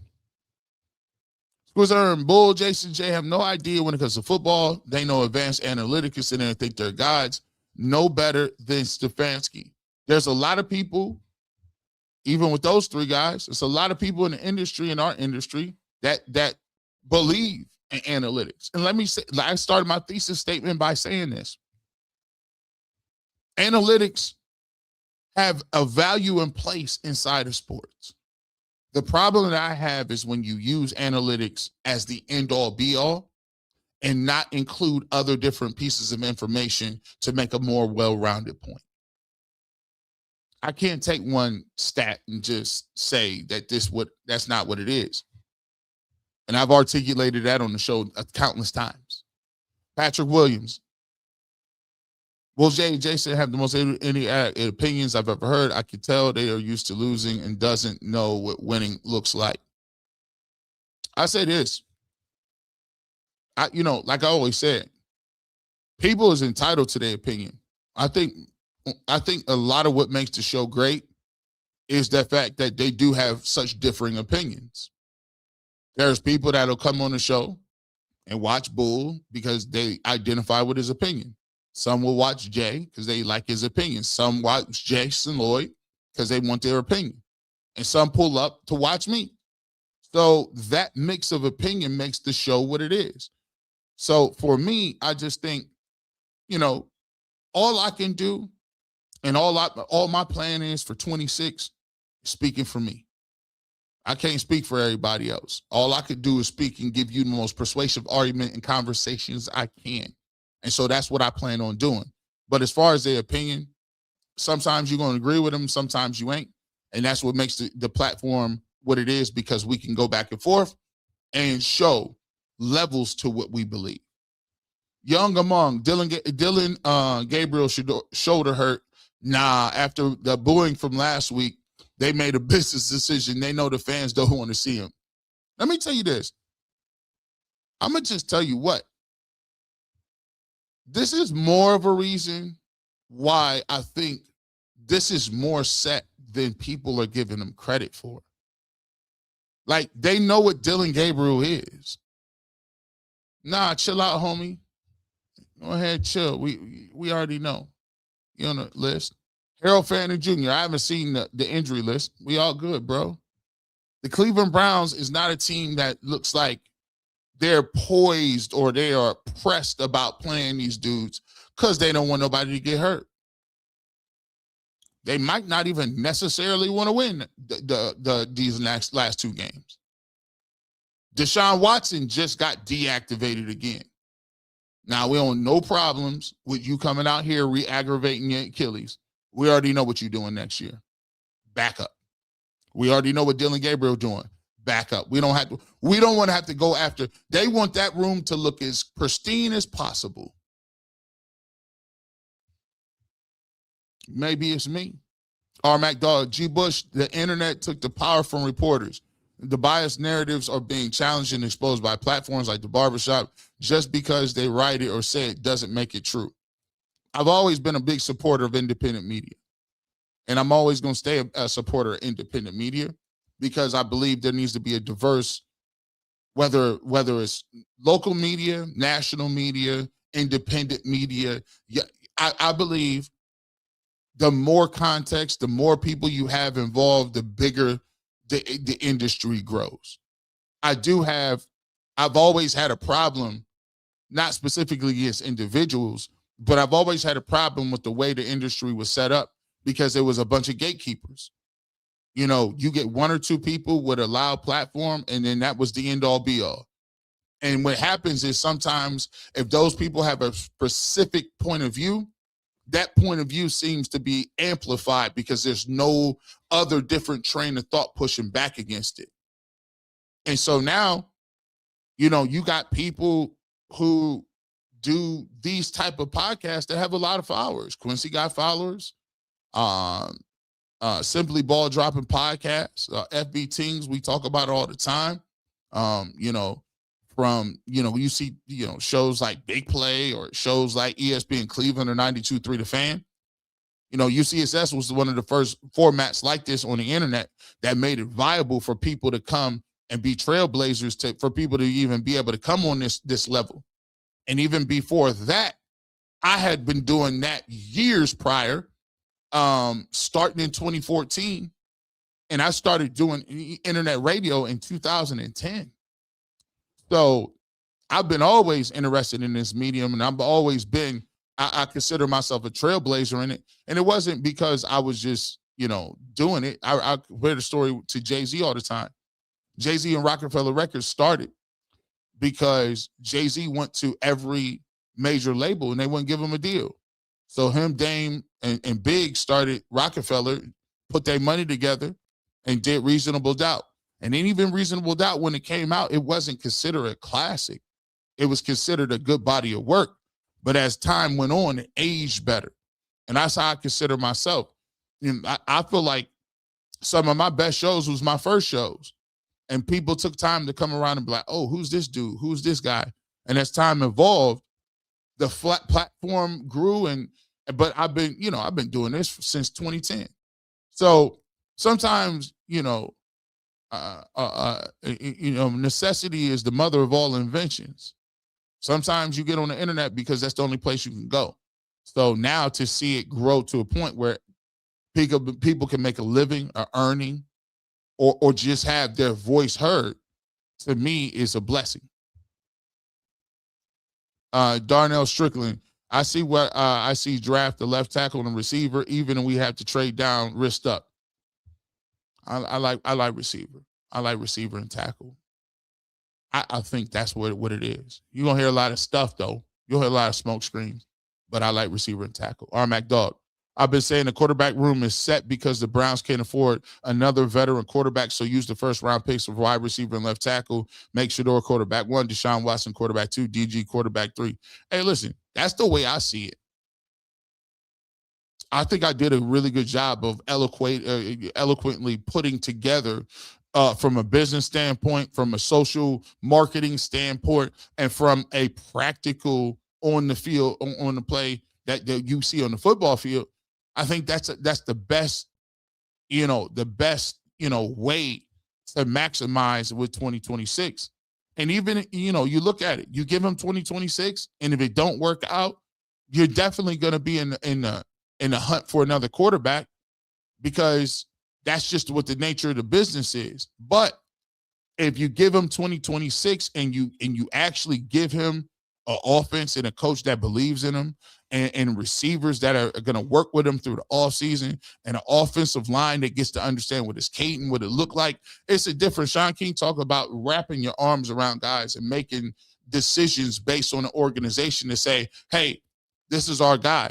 And a lot of times we overdraft quarterbacks and we want to microwave everything. And the crazy thing is you're trying to figure out who somebody is in 5 games. It's like saying, do I want to marry you in 5 dates? Just don't work like that. Tay Sealy, I can see the Browns trading back and getting a similar package they got from the Jags. I won't be mad at it, especially if I can get the receiver that I want. Doggy Bone, you need to collab with Off the Record. He does great film breakdown too. He shouts you out all the time. Off the Record, hit me up. Hit me up on Twitter. You can hit me up at gbush91hotmail.com. You can DM me on Twitter. We'll link up.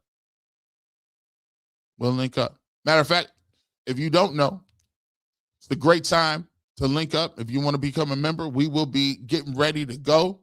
If Sheduer Sanders is the quarterback, we're going to be drafting. We'll go over the quarterbacks. We'll show you Mendoza. We'll see him. So our film breakdowns don't stop just because the Brown season is over.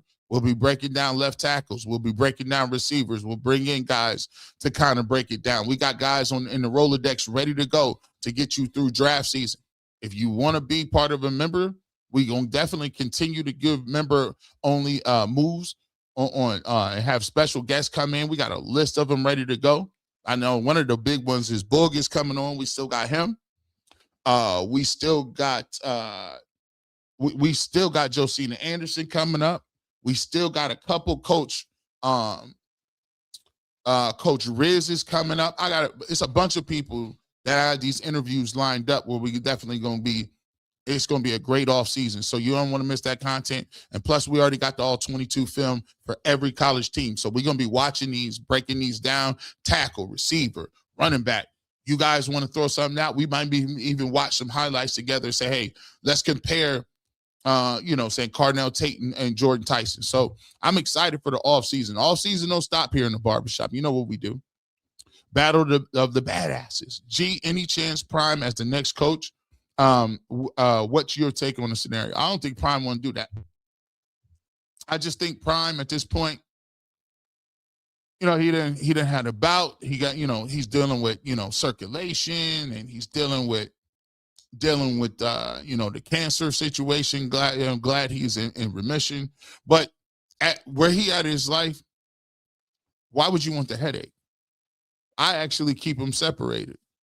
Because if you think it's a circus now, can you imagine the level of questions that they would give? I mean, people they would go crazy, and I think Prime, he wants to give Shedeur an opportunity to become his own guy, to write his own legacy. And I think he's comfortable with that. I think they weathered the storm a little bit in terms of, they've always been around each other. And I think when he, what Shedeur went through, I think it showed that he spiritually, matured a lot. You had the invasion, home invasion, whatever. You had him having to deal with adversity and not being first time in his life, coming to a new city, not knowing nobody, just trying to find his way. And so now at the end of the season, I think he's grown tremendously on his own. So I think Prime is not looking to link back up in this situation. Chase 0522 G Bush, as a lifelong Eagles fan, the one saving grace about this mess is finding you. Whatever happens to Door, I'm still rocking with you. Thank you so much. I appreciate that. That's a huge that's a huge compliment, man. And I appreciate everybody that did find me. One of the biggest things, that most humbling things in the world, is to be on a platform where you have people who are Eagles fans, Cardinals fans, Steelers fans, Ravens fans, Cowboys fans, 49ers fans, Dolphins. And these are people that pay attention to other teams. These are other teams. Like, I don't do Dolphins content. It still baffles me sometimes. And I'm grateful. I don't understand it, but because traditionally, they tell you on YouTube, you have to be pinpoint accurate as to the audience you're talking to. But I just been blessed for whatever reason, because, you talked about Sheduer Sanders or the other content that you do, that I've accumulated a base of people that support you, even though I'm not even talking about their team. So I appreciate every one of y'all, man. So I just think that's always humbling, man. Star Rizzy, 2011. Many fans here still dislike Watson intensely, even as a backup. It's risky. Like, I don't even think it's that risky. I think the reason, there's a couple of things, the reason why people don't like Deshaun Watson. One is Deshaun Watson was the guy who was known as the guy who replaced Baker Mayfield, who was drafted here. Baker Mayfield had a large fan base, and he was also a Heisman Trophy winner, had a national fan base. So when he became the guy that replaced Baker Mayfield, there was a lot of people didn't like that. The second thing that came along with it was Deshaun Watson originally turned down the Browns until they offered him a guaranteed contract. 3, most people didn't like the guaranteed contract because they equated that guaranteed contract to all the meaning that Deshaun Watson was automatically now somehow better than He deserves to be the highest paid quarterback in the history of the game. And then obviously the fourth thing is the allegations. And then when the allegations came, you know, all of the what the salaciousness of it came out, all of the how would you say, all of the details, that turned some people off. Then on top of that, he got suspended for dang near 11 games. So then you were still dealing with the backlash of it. You didn't even get the dividends of it. And then when he did get on the field, he was hurt for most of the time. So you package all of that together, and the amount of assets that came, people are going to be in their bag and their feelings a little more. Me, I come at it a little different. I can understand all of those things involved, but I can also understand from a business standpoint, the Cleveland Browns and 90% of the fan base had no problems with Deshaun Watson before he got here. None. The problem was they didn't get the expected return. So that made it kind of wild, and that made them sour a little bit. But as a backup quarterback coming off injury, yeah, I'll take it. Don't get it twisted. Like, Dylan Gabriel will never be better than Watson. Let me just be honest with you from a football standpoint. And it's hard pressed to tell one of the new dudes that's going to be better than him. I'm just tell you that right now. So that's just what it is, in my opinion. Joint JDNBA. NFL flexed the Browns at 3-12 to a national coverage for the second week in a row because networks called the NFL, we want 12. That's kind of wild, too. Plus, the Steelers are they got a chance to clinch a playoff spot. Dirt Road 44. In school, who were a little slow and got separated into groups for special education. Thank you, G. Bush, for recognizing we're not all the same. No, we're not all the same. I think, my dad worked at, he worked with people with developmental disabilities, and he worked in a workshop setting for 35 years. Actually, to be truthful, one of the best summers I've ever had, and I still don't know how they gave me the job, but I worked in a workshop setting where we helped train people how to do work who had mental disabilities or and so with they developmental disabilities. And we would teach them how to build these little projects and do different things. And they actually sold the work to different companies and they got a paycheck. So it was very interesting that it took a lot of patience to be able to, get through to people that may be nonverbal, people who may have had behavior outbursts. And I was like 18, so it taught me a lot. But he did that job for 35 years. You know what I'm saying? Working with that population in the social program. So, yeah, man. Look, everybody learn different. Everybody grow different. And so, that was a good experience for me to let everybody know that, everybody ain't the same. Everybody's not a monolith, and we need to reach people where they at. A Gouda 07 Juke Boy. G.U. Hell, I had made a Facebook reel of you on Lloyd behind like back pockets. You wasn't letting him get none of the nonsense off. If anybody thinks you ain't standing on business, they tripping. Well, man, I got to tell her how I feel, bro. By the way, I still stand on it. Sheduer Sanders is not the worst quarterback. That's not even debatable. I mean, when you watch him play, come on.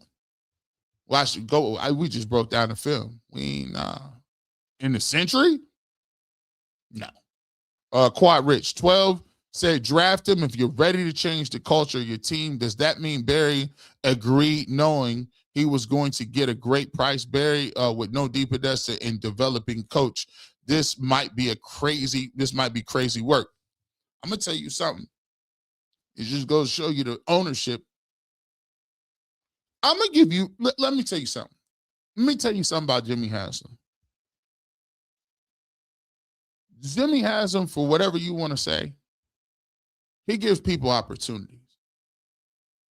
He gave Josh Gordon opportunity after opportunity after. Josh Gordon was in and out of rehab, and he still gave him the opportunity. Kareem Hunt, when his career looked like it was derailed, Jimmy Haslam gave him an opportunity, and Kareem Hunt is still in the league when it looked like he was finished. When you take a look at making certain trades, going to get Jarvis, he traded for he stamped the trade for Odell Beckham. He was like, yo, give me Baker Mayfield. He could have drafted Josh Allen, Lamar Jackson. Jimmy Haslam is not afraid of personalities. Deshaun Watson, say what you want. He gives people opportunities. And if you look at Sheduer Sanders, what did he really do? People still can't tell you why they don't like him. Really. They still to this day can't articulate. It ain't his game. He didn't get thrown in jail or nothing. I think Jimmy Haslam literally saw a star that he could get in the 5th round that he can capitalize off of. Miss Peggy, see you, oldest fan. Homecoming 2024. We got cans of water with pics of her and her deceased twin sister. She has NIL thanks to Coach Prime. So that's one of the big ones. So that's one of the original CU aunties, I think. Miss Peggy. Shout out to Miss Peggy. And Mr. CMB13, thank you for becoming a member. We appreciate you. Welcome to the family. Beautifully blessed. Don't forget Tampa Bay by way of Memphis, Tennessee. Nephew is love. Beautifully blessed as always. Always good to hear from you. Always good to hear from you. Beatrice, T36 or T3G8H. Thank you so much for becoming a member. Welcome to the family. We appreciate you so much. DK1028. Same way they told me I wasn't seeing 12 outperform DG every step of the way. Nobody can convince me that there isn't a racist core behind 12's hate. Now, I will say this. There's some people, this is the way the world works. Probably, is there some people out there that could be racist? Sure. Or there's just some people that don't like the way he behaves? Sure. Some people don't like the fact that he has a bust-down AP, or he grew up rich, or his dad is prime, or he's an NIL kid, or they think he was given it, or he's brash. There are those contingencies as well. So I'm not going to say everybody that is a detractor of Shedeur has a race element to it. But are there some people that could be racist, that's their main animus? Sure. Let's not get it twisted. Like, that's a part of America. That part is always going to be an issue with some people. And it's okay to acknowledge that at the same time, to be like, hey, maybe some people ain't on that type of time too. Jab 9237. The biggest problem, Shedeur is too black in every way. Perfect timing. They ain't never. Okay, I'll stop. They don't know nan. Okay, too much. I'm out.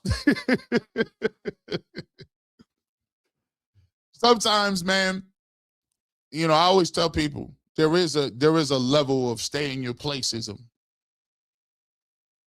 I always go to it when people say that ain't it. No, I don't think it's that. I mean, 3 years ago, people still was telling people to shut up and dribble. And until somebody really articulated how that could be culturally or racially inappropriate, then they took it, then people stopped saying that. And I'm glad people have moved past it and understand that, ooh, that's kind of, yeah, you probably shouldn't say that. It's probably not the best thing to say. Brash. Sometimes they don't want you. Brash is a thing, which I still don't understand. I never will get why it rubs people the wrong way when people want to be who they are. Be who you is, man. I don't got you. You don't got to be like everybody else. Ain't that what we tell our kids every day going to school? Be you. Nobody can be a better you. But then when you grow up and that's you, they got a problem with it because it's not the way it fits into their small box. Carrie, Mr. Excitement. GB, you went super viral for speaking common sense facts. I only watch Barbershop and anything they got you on because needs to educate the haters. I try to bring a unique perspective. Look, bro. I'll be sitting here trying to tell people. If anybody know G Bush, it's just me. I ain't on. People sometimes get it twisted, like I'm just trying to go viral. No, I don't go viral. I don't even rehearse none of that. I always tell people, I pray that God gives me the words, that I watch what I say, that I don't say anything that could be, taken out of context, that I got to go apologize to a group of people, or I got to, you know what I'm saying? But I also pray that I want to be honest. I want to be sincere in what I'm saying, and I want to make sure that it's being real. And so I give praise to God because he does give me I always tell him to give me the words. Sometimes I get off the stage or I get and I don't even remember what I said because I'm trying to flow and have him do what he would want me to do. So for me, I'm never trying to go viral. I don't never get on those sticks, never get on the mic and just say, today's a viral moment. I think sometimes the viral moments come because there is a level of sincerity behind it, and it's a level of authenticity that comes because of I really mean what I'm talking about. I'm really like the Damar Hamlin thing. I really meant that. Like I don't get nowhere and just act.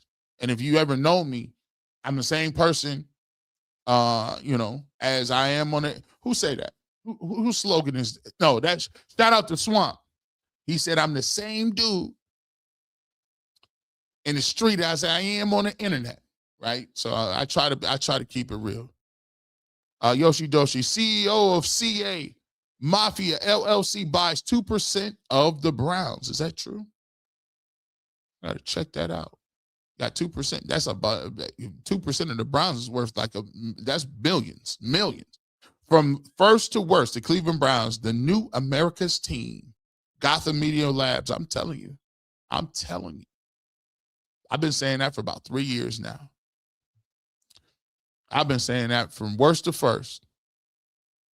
America's new team. Sell Mo Fudd. Bruh, you're much too nice. You're much too kind. I appreciate you, my brother. Yo, G Bush, you and Rosie 2025 was the year that put Cleveland on the map. The Barbershop is doing great, and now you gave us the Kool-Aid Mafia. So happy to be a Clevelander and looking forward to 2026. It's going to be legendary. Hey, 2025, we came alive. 2026, we ain't going to miss. Get that T-shirt ready, Rosie. 2026, we ain't going to miss. I want to send a shout-out to my wife, too. She was sick the other day. And she worked super hard. The trajectory of the Barbershop could not be what it is today if it was not for her hard work. Every single time that you see me doing stuff and I'm on for 3 hours, she over there on for 3 hours. He with me cutting this stuff up, breaking it down. So I could not be where I am today. I truly see her as, you say I got, for a lot of people don't know this is a family business.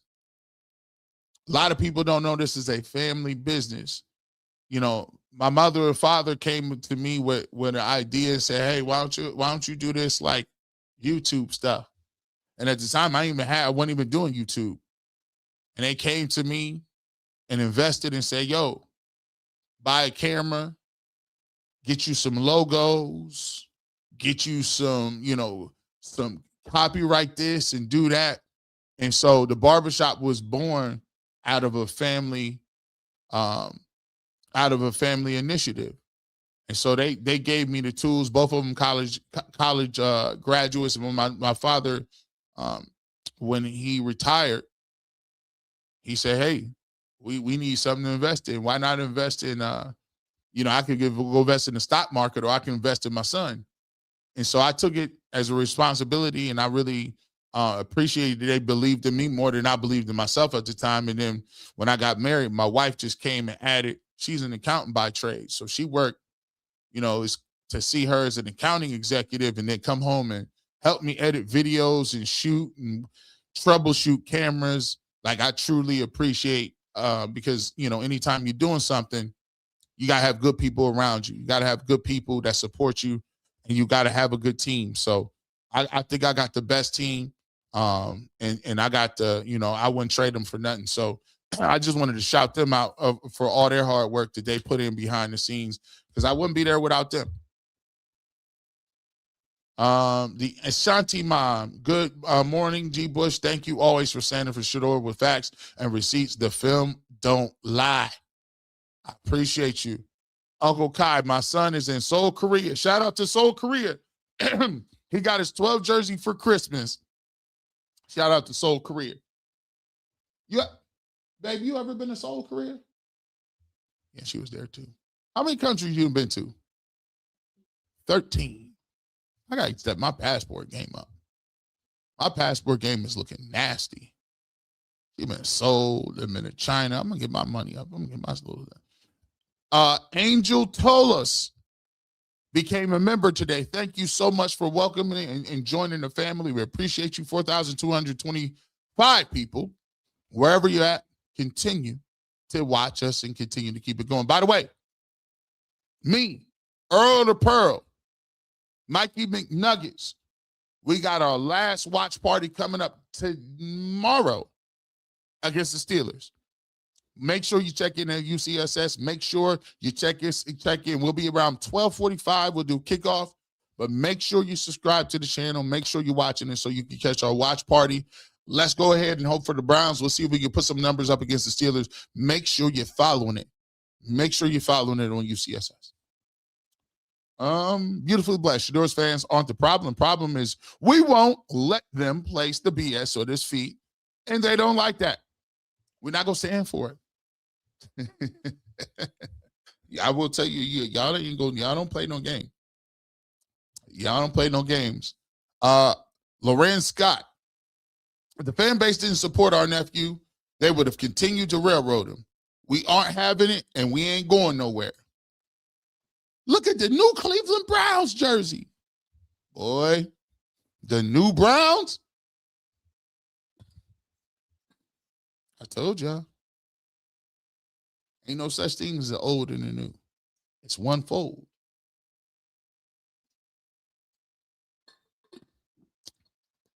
Let Sheduer Sanders win the championship.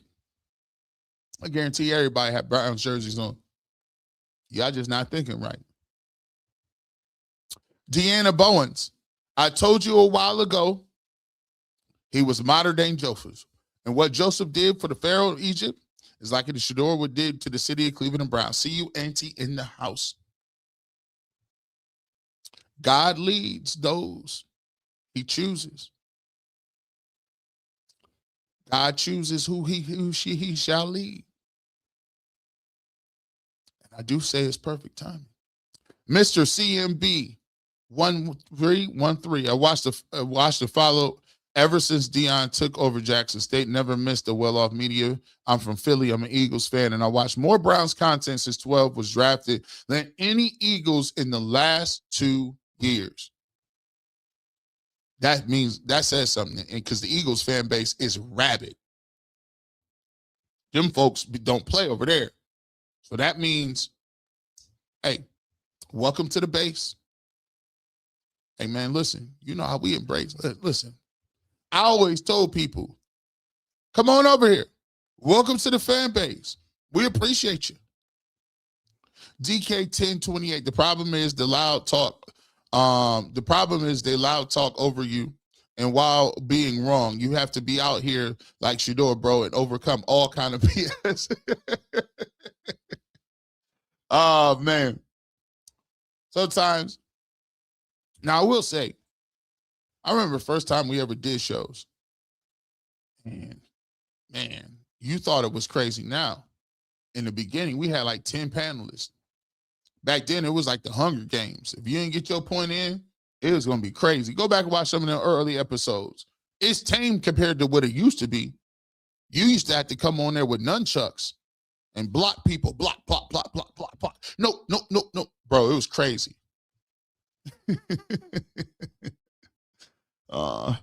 KCM 5415. The dude said the Browns lose points every time 12 drops backs when they could have got to 20 points before he started. Make it make sense. Yeah, they didn't score the most points. Wow, Shedeur. That's I keep trying to tell people.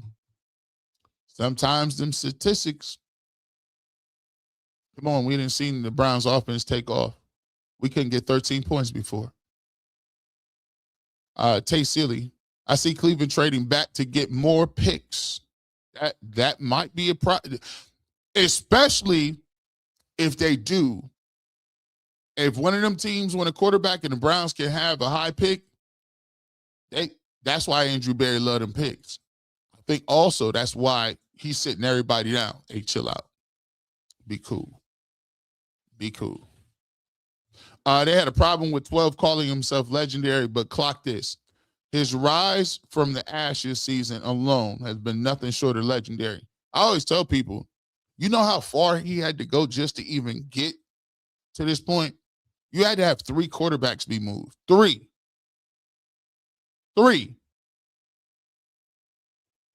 And the coach. It's crazy. I ain't seen nothing like that. Red Hot Chili Peppers fan, a Steelers fan who is here for the truth. Wow. Shout out to you, the Steelers fan. I'm going to tell you this, too. What y'all going to do with Mike Tomlin, man?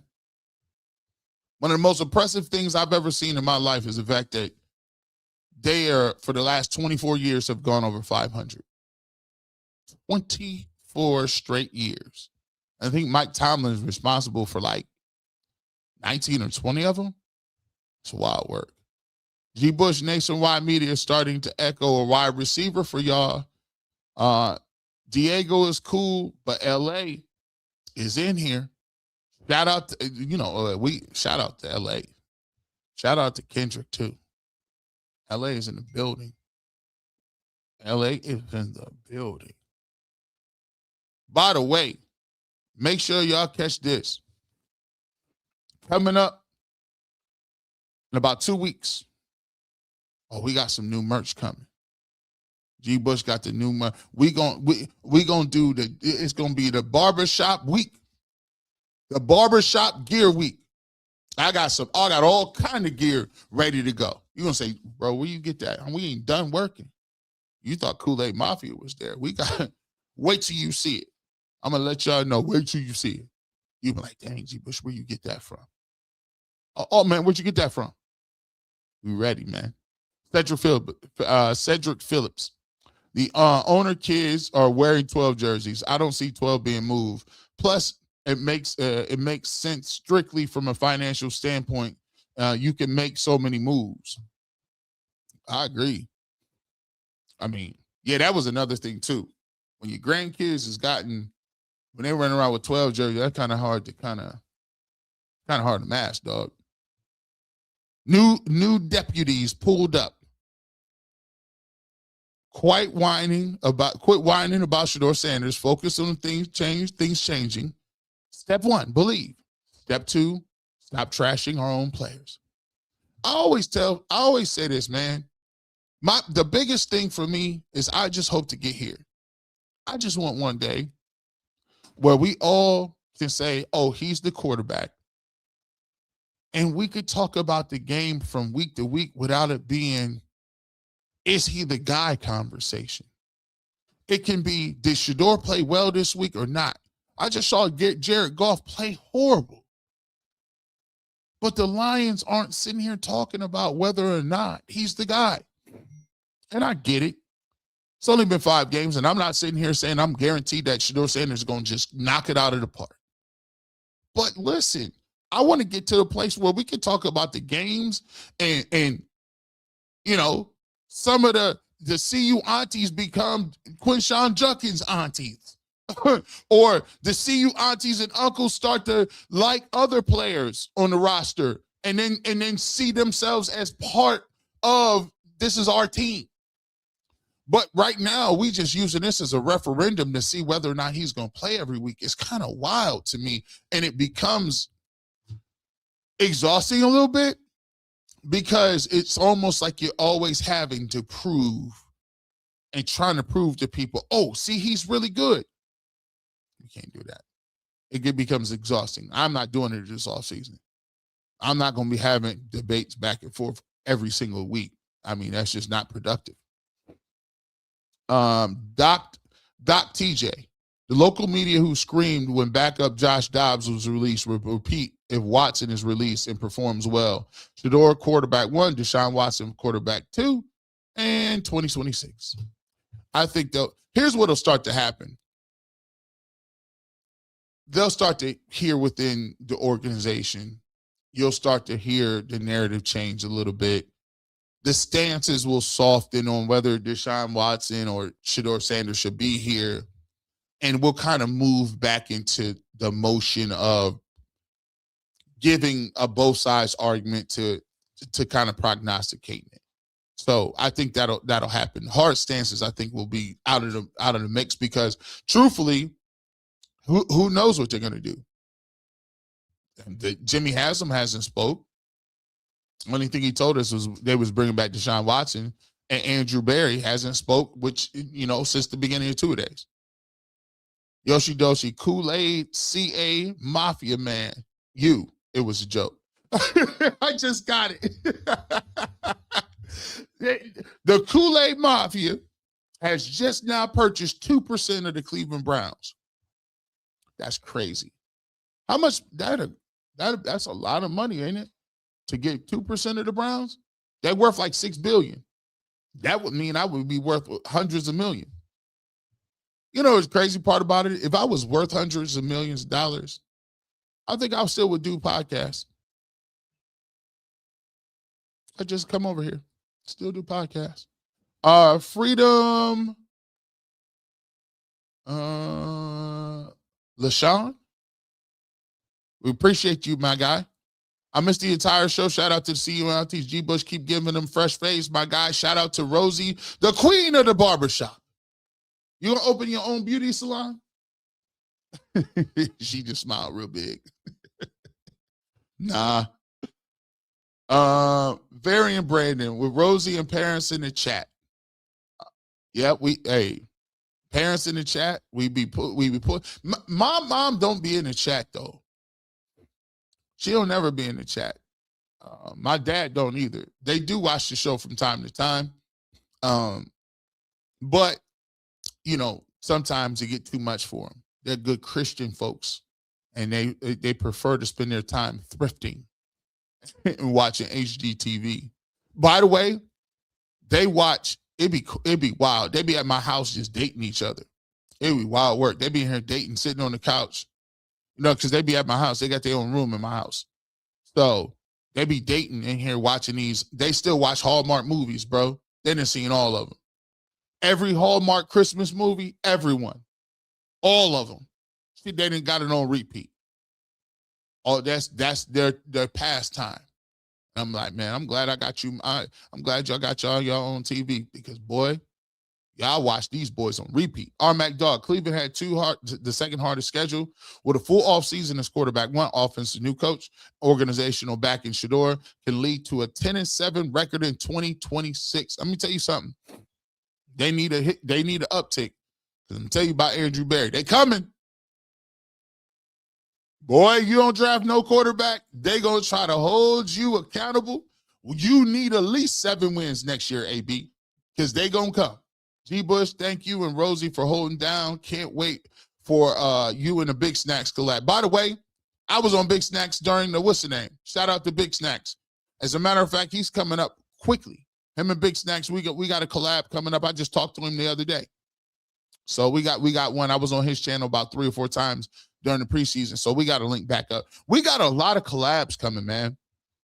All the collabs y'all been looking for, we gonna have, this off season. It's so crazy because during the season it's tough because I got so many different things that I'm doing. 7 days a week. I still got my Bleacher Report responsibility. People don't know I do Bleacher Report every single day. So for that app, and I'm UCSS every single day. I got the, Barbershop Saturday every weekend. I got the Browns post game and the regular post. So it's tough during the season. However, off season, we got a lot of stuff coming. So we keep it locked. I want to be just like G. Bush when I grow up. If I had your hand, I'd throw mine in straight G stuff. If you know, you know. Shout out to Big Snacks. We just talk about that, man. Big Snack, shout out to you, man. You was funny as heck the other day. I want to be like Big Snacks. Big Snacks got all his video games upstairs in his playroom. I ain't got enough room in my house. My little video games downstairs. Shout out to Snacks. Marguerite Joseph, thank you so much. AKA, oh man, we got my cousin. My cousin is an AKA from Michigan State. She works down in Virginia. So we know the ski was ski. Oh my goodness. Shout out to the pink and green. We see you. We the sorors. Shout out to the sororities and the frats. Shout out to the AKAs, the deltas, the Qs. Shout out to, and we got a lot. I got about 3 or 4 Kappas in my family. Junior Solomon, never seen so many 12 jerseys in Alabama. Crazy. Worldwide, my G. Alexander Gallant, it's always go Browns. Shedeur on the Browns, we on the Browns. That's why I end my show all the time. It's always go Browns. I always end it the same way. Glaze Mob, they need to trade down and acquire picks to enter the Jeremiah Smith sweepstakes in 2027. If they can mess around, I don't even know how they would get Jeremiah Smith. But he'd only receiver I trade 4 or 5 things for. Multiple things. Eric ATL, thank you, G. Bush. Wrist up. You know what it is. Big Daddy 5795. What up, G? Diehard Eagles fan out here in, near Cebu, Philippines. Just letting you know, 12 jerseys all the way out here. What college you go to in Cebu? Shout out to the University of the Visayas. Actually, my wife wanted to shout out to her college, so shout out to them out there. And my sister-in-law, shout out to Angela City. Well, we heavy in the Philippines, man. We heavy. Gotham Medium Last, Jason, Bull, and Jay was trying to get you out of character so they can stereotype you, say, yeah. But they did not realize you're too smart for that. Hey, man, you never get out. Never get out your framework, bro. Sometimes you're going to be in an argument, man. You got to show you're cool. I always tell people like this, man, it's just football. I don't care nothing about this, really. Man, I told people like this, man. I've been in so many different funerals and different things in the last. I even talked to Earl about this with him losing his mom. And we kind of talked, and you know what I'm saying? After, my aunt passed away, and I had a lot of things personal happening all at once, like in a 2-3 day span. And I was talking to Earl, and I just realized, man, like we was talking about it, man, we privileged to be even able to talk about sports. And this ain't no real job. We worked real jobs before. So when you lose people, or you start, I always say my aunt was, when she was sick, she just said, listen, I'm trying to make it to heaven. Man, that's tough. That's crazy. My wife, she, in the Philippines, they had 4 floods back to back. 4 floods. She had to go she's trying to call people and figure out to see if people are still alive. Like, I'm like, this is crazy. And then they had another flood, another tsunami, another typhoon. So it's like, when you have all of them things happening, I'm just sitting there thinking, like, it's wild. You got 12 brothers and sisters, or 10, 11 brothers and sisters, and they living in all different parts of the country. You don't really got communication with a lot of them. You just hoping everything is cool. I'm like, bro, we talk about football. You having disagreements about football? Like, that ain't no thing. Like, really, it's just a blessing to even be on a platform. So I don't even take it that serious because there's other different things that's way more important in life than arguments. But, that's what keep me cool. And for me, like I said, I just, I don't even remember what I be saying half the time. I just want to make sure that I'm representative and I can, prove, say stuff that I really believe in and truthful to my heart. Nancy, what is it with Browns media? There a while, all the crap about the press conference after the Bills game. 12 doesn't own a media company that belongs to Bucky. Man, I think there's a little bit of, when you got, there's this competition thing. And I do think somebody talked about independent media earlier. The independent media aspect of it can be kind of threatening to some people a little bit. And I just think people should just focus on focus on just doing your thing. I mean, look, you don't see me asking questions. I'm part of the media. I don't be asking what did Bucky do or what the well-off media said, this, that, and the third, or what's going on, asking him about it. Listen, this is crazy. Even if I interviewed Sheduer Sanders or anybody in that sphere, to be honest, I don't even want to talk about football. I don't care nothing. I really don't care. Like, I'm not going to sit here. I want to know about the human aspect of it. I want to know what you do in your spare time. I want to know what you think about this, your growth. You know what I'm saying? What do you do in the community? What do you do in your free time? What do you do what do you think about certain things? Like, what do you do to get away? Like, I don't care. Like, there's always time to talk. I could break down film and I could tell you what you're thinking with that. But I don't even think that's interesting. I think it's interesting that he's a streamer. I think it's interesting that you grew up in front of a camera all the time. Like, do you feel like you in a zoo? Like, there's all kind of different things that I would want to know. Like, the unique way you grew up with Prime being your dad. There's 1,000 different questions that I would ask that I think people would get a much better idea of who he was as a person rather than talking about a 3rd and 7. Nobody really don't care about that. I mean, they do, but they don't. It's not, that part ain't really that interesting to me. King of Fran, Cowboy fan here. So no, I'm riding with 12, but if the Browns mess this up, I don't know. You got a quarterback for cheap, got picks. No way y'all mess this up. And I hope they don't. That's the way I see it. Lord G. Bush, that's Varian Brandon. That's a compliment for Rosie and your parents for supporting you. In the chat means winning support. It's a Twitch lingo. See, I be learning. I like that. I be learning. I feel like I'm getting old, man. Y'all been educating me. I used to be on the cutting edge. I've been on cutting edge of lingo. But listen, Harry and Brandon, I appreciate you. Because now I know. I always try to tell people, when you get new information, I turned 44 and got lame. When you get new information, I'm going to be using that.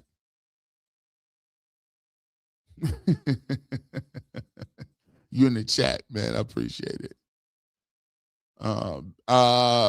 Bianca, why is the Cleveland media worried about the pro Sheduer fans, but never have any smoke for the anti-Shedeur haters? That say some of the horrible things about Shedeur. I think a lot of times people, we want to do the both sidesism. Well, there are some people on both sides. There are some people that do go too far, or, But talking about the Shedeur haters, it don't get you clicks like the Shedeur fans because y'all passionate. If you say something about a Shedeur fan, you're pulling up to rebuttal. That's part of the game, part of the draw that comes with it. I always tell people, always understand your worth, because y'all done really made a lot of people a lot of money this year.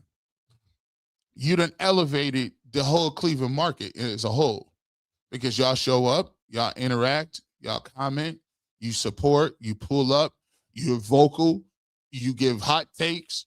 Y'all are like you guys is a lightning rod. Shedeur's play has been better or like most. I think he's played solid. I think he's had some bad things he's done. I think obviously he's a rookie. He's gonna have some ups and downs, but I think how people grade and look at his game is just kind of, it's not taking into account the whole contextual situation of what it is to be able to play in the NFL with very limited reps and a limited roster, and to ask him to play at such a high level is, I think, it's not realistic. King of R&B. And I also want to thank you for not holding Shedeur, because we're not going to speak on why you got to fight for him so much. We all know what you're saying, but you've been solid for real, and keep standing on it. I appreciate you, King of R&B. And by the way, shout out to Tank. I always watch that. I like that R&B money. I like that R&B money joint. Big Friday, 7020. Thank you for the super chat. And finally, Mitch Rapp is back. Scarborough, Maine is the new 12 countries. Scarborough, Maine. We everywhere. They moving around, man. I want to appreciate y'all for pulling up on me on a Saturday. Make sure you checking us out tomorrow. We'll be right here on UCSS, same place, same time. We simulcasting on here. As you know, UCSS. Make sure you check us out tomorrow, 12:45. We'll do the Pittsburgh Steelers versus the Cleveland Browns watch party, the last one of the year. Make sure you come out. Let's celebrate having another great, successful season, another great season of UCSS, and another great season covering the Browns and Cleveland sports. We want to thank each and every one of you for pulling up, and we want to thank you for your time, your energy, your effort, your comments, and everything in all the above. No matter what you say, if you do want the fresh cut on sports, G. Bush always keeps the Clippers with you. And you know what we say. You may talk about these dudes all the time, but it's always go Browns. Have a good rest of your weekend, and we'll catch you tomorrow for the watch party.